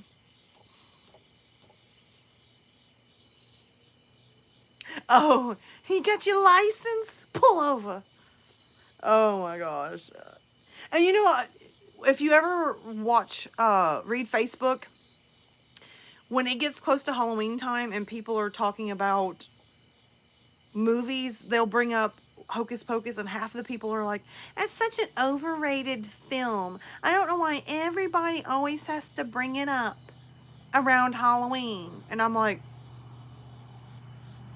You know, I was really little when it came out, and I've literally grown up with this film. And yes, I've seen it a gajillion times. I've seen it so much I could probably quote half of the. We found heresy. I agree, because when I read those comments on Facebook, I'm like,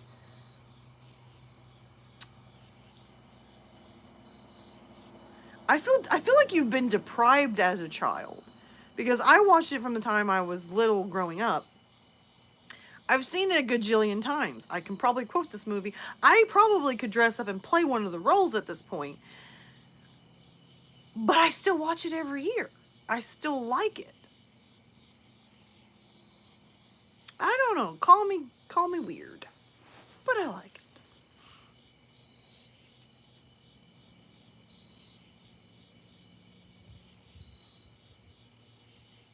Okay, wait a minute.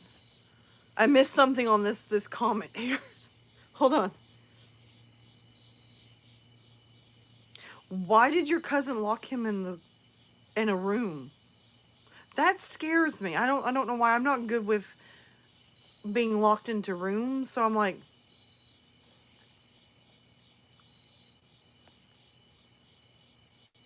that book in Hocus Pocus is awesome.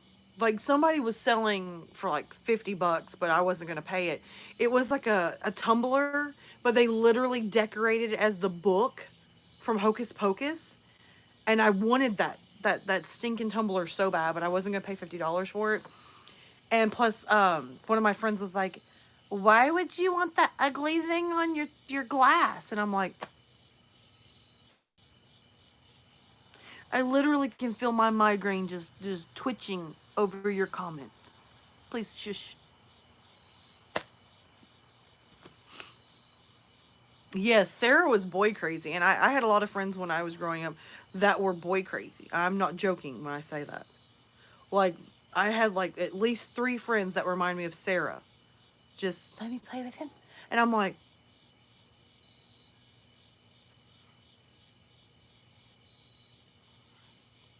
oh, okay. Well, at 10, like I could see that. I thought you meant like as an adult. I'm like, why? What did that person do? Why are they locked up? At this point, I'm like, that made me nervous there. It's time to call in more than Ghostbusters now. Especially when you said like the door opened. So now, like in my mind, when I put these two comments back to back, my closet door just randomly opened. We have no idea why. But I remember back when we were kids, my cousin locked this kid in the room. Now in my mind, I'm thinking, did he ever get out? Is he still in your room? Is that why your closet's opening? I told you I'm an overthinker. Don't do this to me. It's too late. Oh, you made my migraine hurt worse. Oh. Oh, guys. It's getting late. I'm going to try to keep this up for a little bit longer, but I am getting... My migraine's kind of like... it's hard. I'm not joking. I think in the last week, I've taken enough pills for migraines that I probably straight up OD. I'm not joking. Okay, good, you got him out. Because I'm like, dude, that might be why your closet's opening. Did we find him? I'm sincerely worried at this point that is why your closet's... I'm gonna have to, because back when I was younger, I had bad migraines. And they put me on medicine for it, and it stopped. But right after I had my first child, I went to take the medicine again, and I straight up didn't sleep for 7 days straight. I at some point thought I was losing my mind from no sleep. So after that, I just refused to take the medicine for migraines. Now, recently, some health issues have popped up. It started, I'm going to say back at Christmas of last year, some health issues started.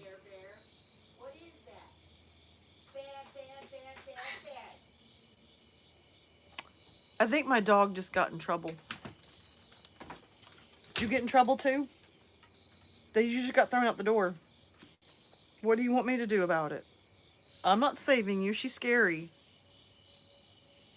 Oh, you want to join the live stream? You want to show everybody who the Barky Barky is? Say, look at the camera. Look at the camera. Right here. Right here, red eyes. He's like, no, you stink. What did you get into? You smell like a sloppy Joe. Ew. Go, shoo. Go potty. Sorry. I think my dog got in trouble. I think so. I think he peed. And if I know my luck the way it's going, he probably peed in one of my shoes.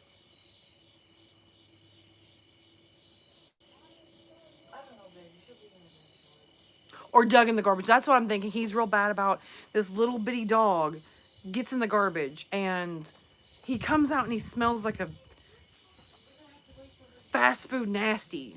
So,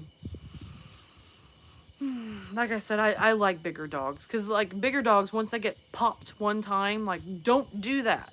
They usually don't. At least in my... But this guy, he's so little.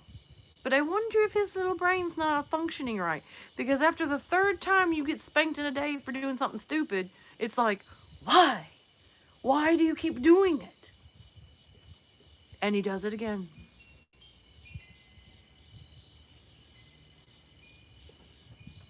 The headaches, okay, back around Christmas time, um, my family started noticing some things that looked off, just little things I did. And then I don't know how to explain this because it's in a touchy subject. By now everybody knows that I'm fighting like a legal battle right now with my ex, or soon to be ex. Ex, he's the ex. And there was a lot of stuff that went on that I believe he triggered. And so I've been trying to get, I don't know how to put, I have to watch what I say because, like, I can't say too much about him because his attorney literally has a file this thick on my YouTube. And, so I have to watch what I say about it. But some things that he did have triggered this problem because this is past migraines. The migraines are kind of like a prequel to what happens right before the serious. So I haven't talked too much about it, but I got some health issues and I've been going to the doctor about it, but I haven't in the last probably since June been to the doctor because between Corona and all this legal battles going on, I haven't been able to go to the doctor. It's nothing real serious. Well, it's not serious, but it could be serious. So I just have to stay calm, and they got me there. They've done some tests, and I've got more tests coming that I've kind of put off because of like the kids and the legal battles. But it's nothing completely serious, I guess. I don't nothing that you guys would have to be worried about. And I guess not to quote Joji, but I don't know. I some things I get worried about talking about because I don't want you guys to worry or be upset. And then of course you're gonna have some people who watch and they're gonna be like commenting later in the video and being like, I think you're full of it. I think you're faking it. So I don't delve into it.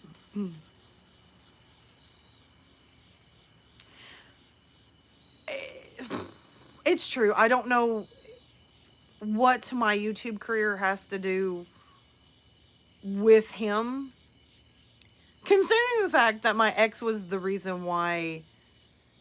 Oh, I like group hugs. I always love when somebody writes group hug or hugs. I love hugs. I'm not one of those people that's like, don't touch me. I like hugs. I'm a big hugger. I'm usually the one going and drive. And then I wonder why my children, when they need me, they're like at me. They just kind of learned it from me. But I agree. I don't know what my YouTube career has to do with him. Now that we're not together, I don't know why my personal life is any of his business. Because to be honest with you, I haven't spent a single moment wondering what he's doing. I don't honestly care. It's his life now. This is my life, and I'm not hurting anyone. So, but anyway, I'm just gonna try to delve off of that. I should get better because I've noticed in the last 3 months it's gotten better. This is literally the first week that I've struggled again with migraines and some weird issues. Um, but I'm not real bad. It's not something that anybody has to worry about. Um, my migraine says thank you. It needs some loving right now. My whole head hurts. I can't pick up a place that's not hurting right now.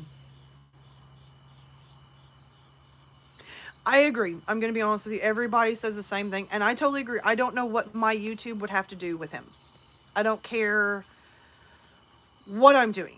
Because I don't even really bring him up. I have not brought up his name. I have not brought up anything personal. Because trust me, I could literally make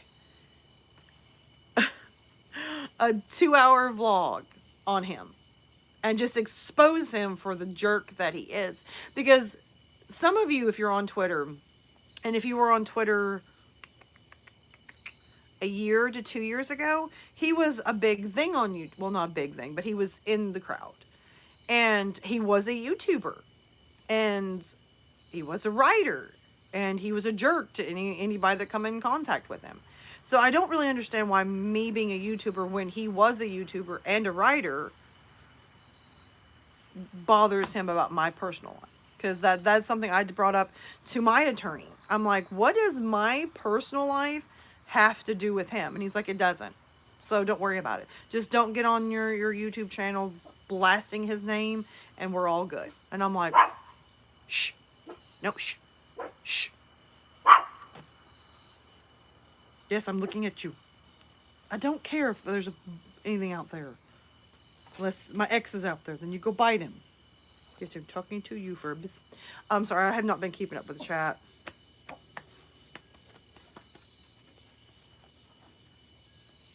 His channel was Todd McKenzie. And in his mind, he felt like he was a big YouTuber.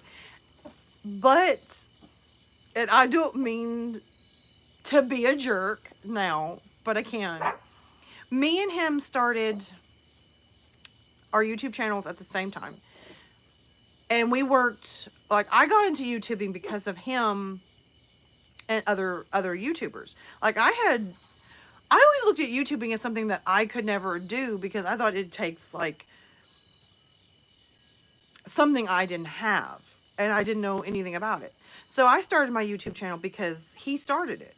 He literally picked the stories for my channel in the beginning. Picked the stories. I recorded them, he edited them, and he uploaded my stories because he wanted me to start a YouTube channel. And you can tell the difference in the evolution of my channel. You can literally tell where I started taking over my own channel and telling him to bugger off. And you can literally tell where me and him began to break up, lack of a better word, and where my channel is starting to go now. So, I mean, you can literally see the evolution of him through me taking over. And so that's one thing I always find hilarious. Me and him, okay. I'm trying to figure out how to put this. He's a very jealous person and a very mean person. And so when we started our channels, I don't know. I did it for fun I still do it for fun, but in the beginning I did it because this was something new and it was awesome. It was something that I never thought I could do. I always wanted to get into that type of stuff, and now I was doing it, and I was just like, I've spent a year watching people make YouTube videos and I'm doing it. So I was excited, but he made it like a contest, like who was going to be the victor, who was going to get to 100 subscribers first, who was going to have the most views. And I wasn't interested in that. I didn't do it for the numbers. I did it because whoever's watching my video is entertained for at least that moment. Whether they're angry at me, happy at me, scared, sad, whatever they feel, they're at least entertained for however long they're watching a video. And that excited me. I never thought I had a great voice. So hearing people say, wow, this is great, or this is awesome, I like your voice, you're great at what you do, I hope you keep doing this. All these comments made me feel better about myself. It's my channel's giving me courage that I used to have before I met him. So I think that's why he began to hate YouTube and hate me being on YouTube, is because it gave me the courage that I had before him. And I think that's why he's highly offended. So I don't know. Let's see.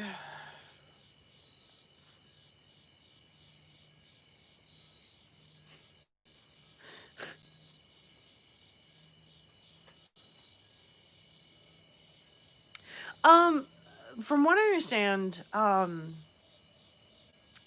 the way I've always heard my ex talked about is that he's a gaslighter, he's a narcissist, and a sociopath. That's why he's always been described in the last 4 years. And I guess in the middle of all of this, I didn't recognize it until toward the end, and then I started seeing it. And that's when I got the heck out of Dodge, because I just realized that I've spent all this time with somebody that has problems. Has problems. That's the nicest thing I can say. Oh wow, your city is under hurricane watch for 48 hours? I better check the news when I get off of here, cuz I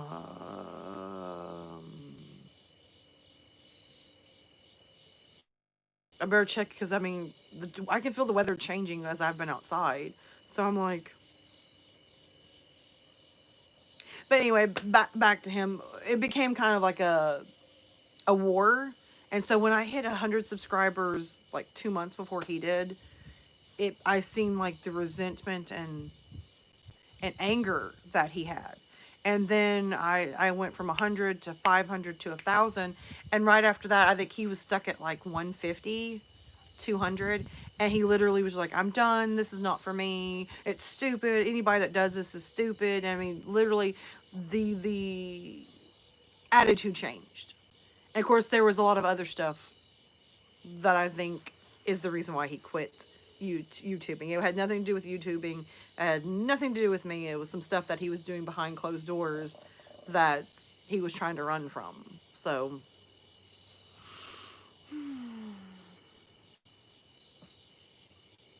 I'm now nervous. I'm probably gonna get off here in a couple of minutes and go check the weather, because I'm kind of worried at this point what what our weather's doing. And it's cold. Like, I'm not used to this. Here in Alabama, we have two seasons, summer and winter, and we literally just rotate it. And usually we can't figure out if we're going to get it, because I think we had snow up until almost June this year. I don't know. I'm just not going to get into it. I have no idea what happened. Um, but I don't know. I'm worried about the weather, because it's cool here. Like, I'm sitting outside and my toes are frozen, and I'm not used to this. Because in September, it's never this cold or cooler. So I'm like, why? I heard that Florida got hit with two. I got family in Florida, and like I literally was calling them like, "Are y'all okay? Are y'all okay?" And they're like, "Are you?" I'm sorry, I got the hiccups. Mm. Talked about my ex, and I have hiccups. He's such a bad luck. I need a blanket. I'm serious. I don't know.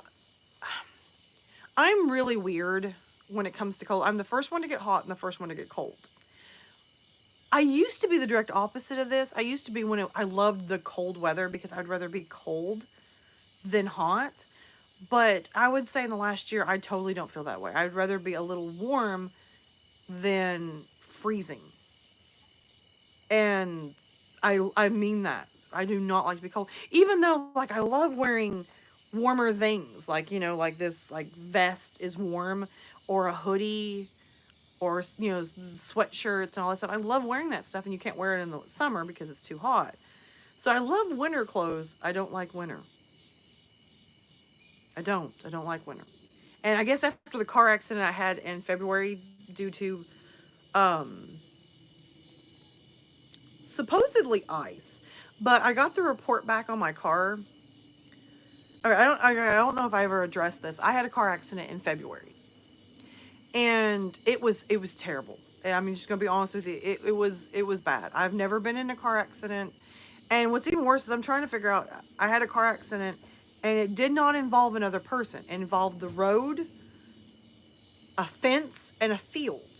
And I never want to be in a car accident again. I don't like ice. But I was told at the moment when it hit that I must have hit a patch of ice and skidded off the road. Now I'm kind of getting a report that there was something wrong with my brakes, and it's questionable.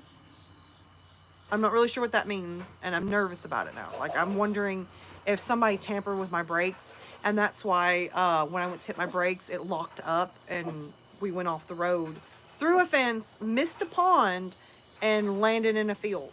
I mean, my one side of my car was just battered. I actually seen a pole the size of my, that big fly past my car and smack into the windshield and almost came through. I mean, it was pretty bad. And what was bad is me and my oldest was in the car. I wish it would have just been me, but I don't know. That's what they're thinking, that somebody tampered with the brakes. They're not 100% sure. So I'm worried now about that. So if you feel like your sugar is low, the best thing to do is if you have like peanut butter or peanut butter crackers and some type of like juice, like orange juice or something. That way you can slowly build the sugar back up. Don't do like a big sugar rush. So that's what that's what they're thinking. It has something to do with my ex. So I don't know. That's why we have like a um what, baby? Okay, what is it?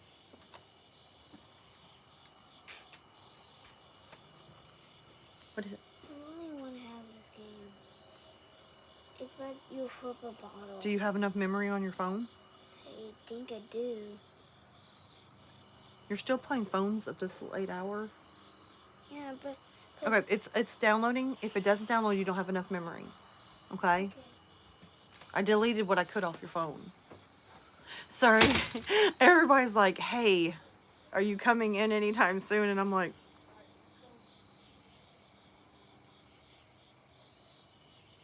oh, flipped way up.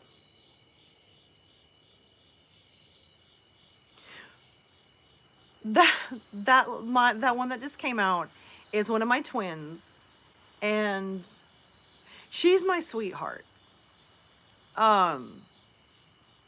Evil, that's the one I talk about that has the I'll tell you later. Okay.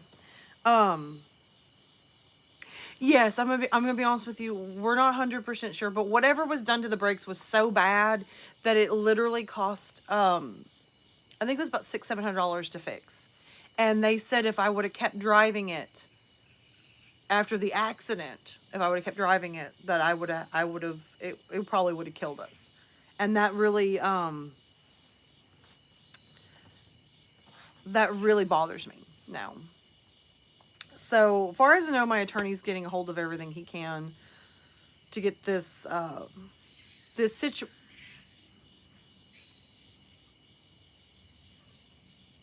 What was that?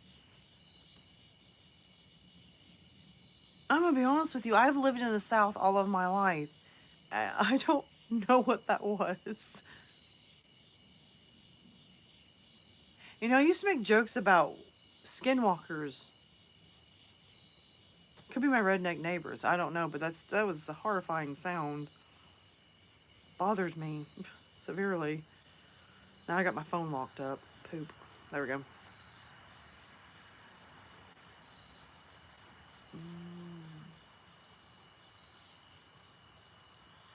I don't know what it was. That was the weirdest sound I've ever heard.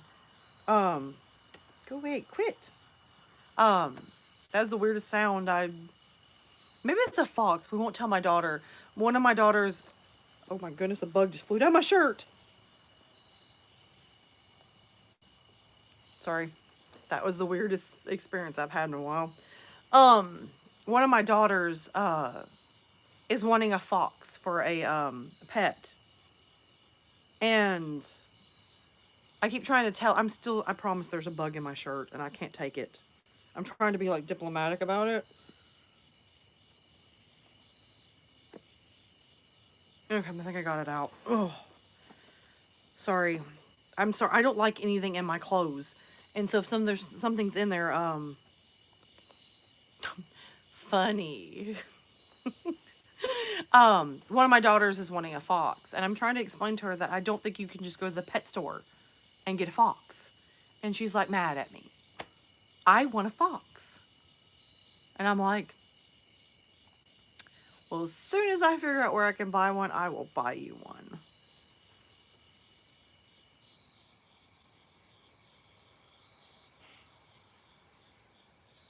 You do okay, okay, I didn't know that. I didn't know that you had to have a license. If I did have a license for a fox, where would I get one? Because that's what I was trying to explain to her order for a fox.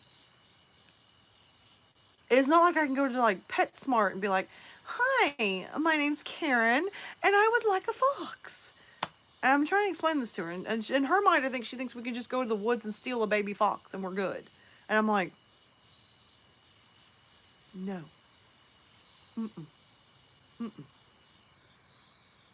I mean, I can understand why she wants a fox. I mean, they're beautiful and they're awesome, but I don't think it's gonna happen, and not this year either. But you try telling a small child that her dreams of a fox is just may not happen. I mean, my dream is to go to a concert this year, but it didn't happen thanks to Rona.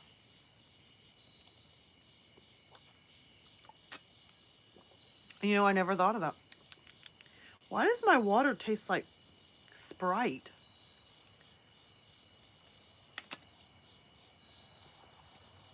That's horrifying. It's like a water Sprite. Oh, is it like a real one? Don't tell my daughter, because if it's real, she's gonna be like, at you.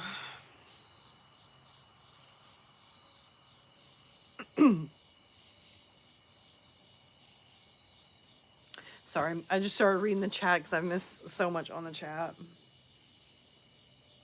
I'm liking this. I told you guys that I was probably gonna start doing a live chat every other week. Um, I don't know. Okay, I won't tell her, because if I do, she's gonna be like, "Mommy, I don't like him," because she's little. She don't understand. I mean, one of my kids just found out recently the other day they were just munching on a cheeseburger and they're like, "Ooh, this is so good."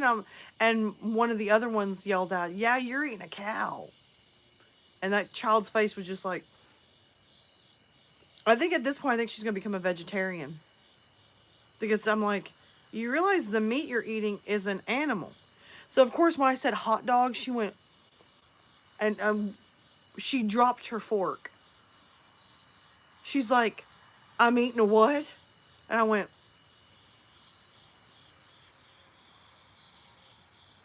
it's not literally a hot dog, but it's hot. And you said it's a dog. And I'm like, I'm not going to tell you the other names they call hot dogs because you're going to die. So we left it alone. And I explained to her that a hot dog was just the leftovers from other things. So then she's eating bacon. And now at this point, one of my children thinks it's hilarious to inform the other ones that you're eating an animal and what animal you're eating. So here's my one daughter, the one that just came out here. She loves her bacon. She's eating her bacon. She's excited. And the other one goes, "You're eating a pig," and she drops it. And I'm like,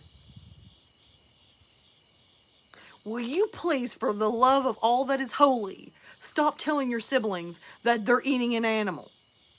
And she's like, "I think it's funny." And I'm like, "I'm glad you do, but that child is never going to eat again if you keep it." She's like, "Mommy, do you remember when you told me that I was eating a cow?" And I'm like, "Yes." You looked at me and said, "I'm eating a moo cow." And you started mooing as you're eating your hamburger. But she don't have the same sentiment as you do.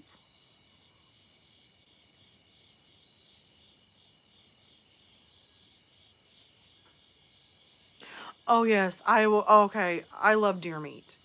And unfortunately, where I live, the only way you can get deer meat is if you're lucky enough to find a meat market that's selling it, or you hunt. I don't hunt, and nobody I know that would share meat with me will hunt.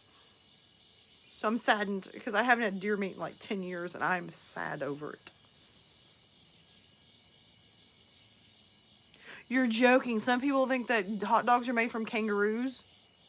Please don't tell my child that. She'll never eat again. Not the little thing that hops. And I'm like, don't tell her that. It's a hilarious joke because then my son was eating over at like with his cousins, and one of them was joking around saying like, "Oh, let me have another wiener." My son's face just went.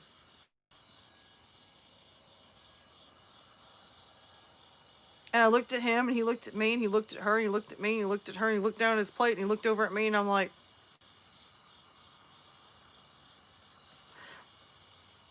please don't ask me any questions.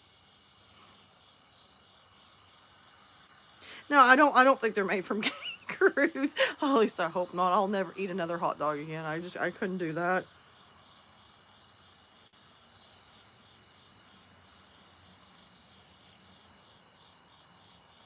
Hmm.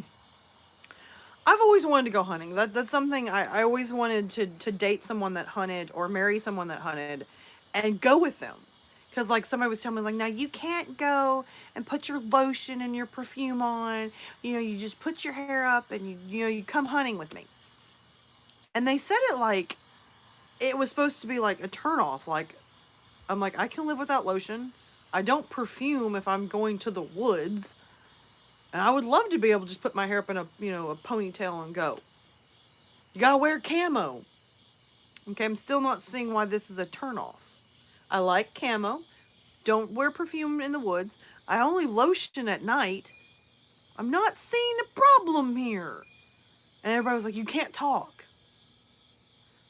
That might get me. But I think I could do it just to go hunting. Because you hear like a lot of women, my boyfriend, he hunts all the time and I never get to see him. And I'm like, dude, I'd be with him.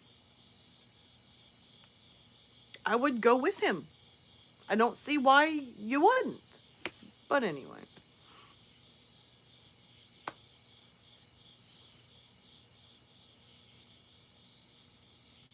Oh my gosh, we used to live stream for 3 hours. Oh my gosh. But thank you for sending it to me. I can't believe we used to do that for 3 hours. Of course, I can't say much. I think we've been going for 2 hours now, I think. So I guess can't say much. I guess once you get to live streaming, it just kind of goes by. And the next thing you're like, I see my kids standing at the door like, I'm wanting you to come watch a movie with me. And I'm like, okay, be there in a minute. And the next thing it's like 30 minutes later. And they're like,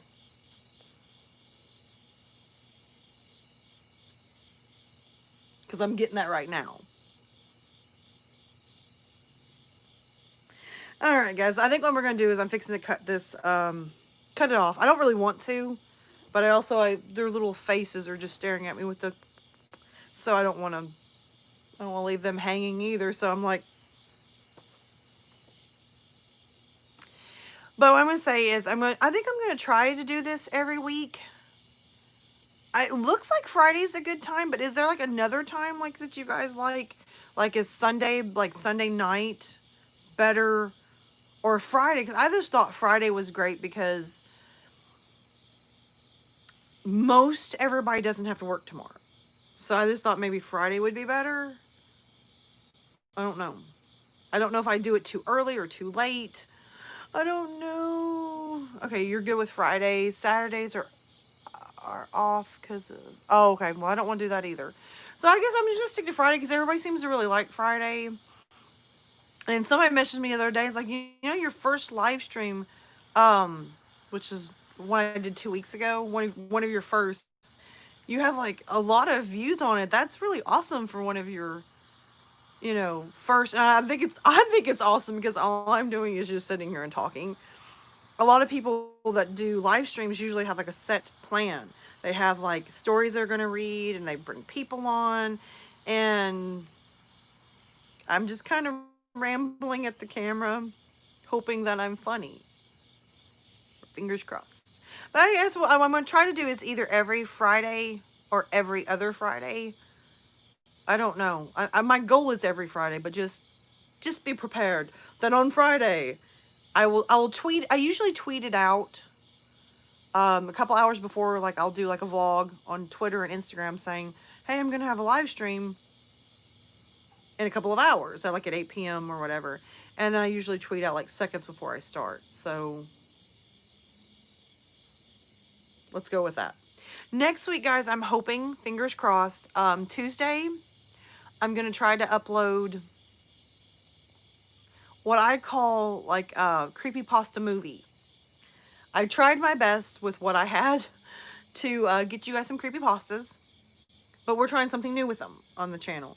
We're going to try something that I haven't seen it on other channels yet. So I'm hoping I can be cutting edge and something new for you guys. Wednesday, I'll have a new vlog. And Thursday, I think I'm going to do a music review. Because Joji right now has a bunch of stuff coming out. Like right now, he just had a new song with another artist come out. And it's amazing. So I think on Thursday, I'm going to try to do a music review this week of the new song. And then the next Thursday, I'm going to do his new CD will come out. Which I have no idea how I'm going to do it. Because I bought some merchandise like a month ago that was supposed to come with a digital download. And I have no idea how I'm going to get it. Because I can't remember what I was supposed to do to get the digital download. Maybe they'll send me something telling me. I have a funny feeling they're not. So I may end up spending the $9 and buying like an actual CD of Joji. I don't know. I might break down and do it because Joji's one of my favorites. So we're gonna do music reviews for the next 2 weeks, and if you guys like them, I'll keep doing them, and maybe rotate movie reviews. If you have any movie reviews that you really are interested in me doing, you can email me, you can catch me on Twitter, you can catch me on Instagram, you can catch me on TikTok and Snapchat. So just send them over and I'll do them. I get nervous because I'm always terrified I'm going to do a movie review and ruin it because you may like it and I may not. But It's not uploading. then you have too much on your phone. Can we delete Granny? I will here in a minute. Go back in. I'll be in a minute. Anyway, so that's probably what I'm going to do, guys, is just send me messages. I'm always open for creepypastas, stories, writers that you like, that you read, send them to me.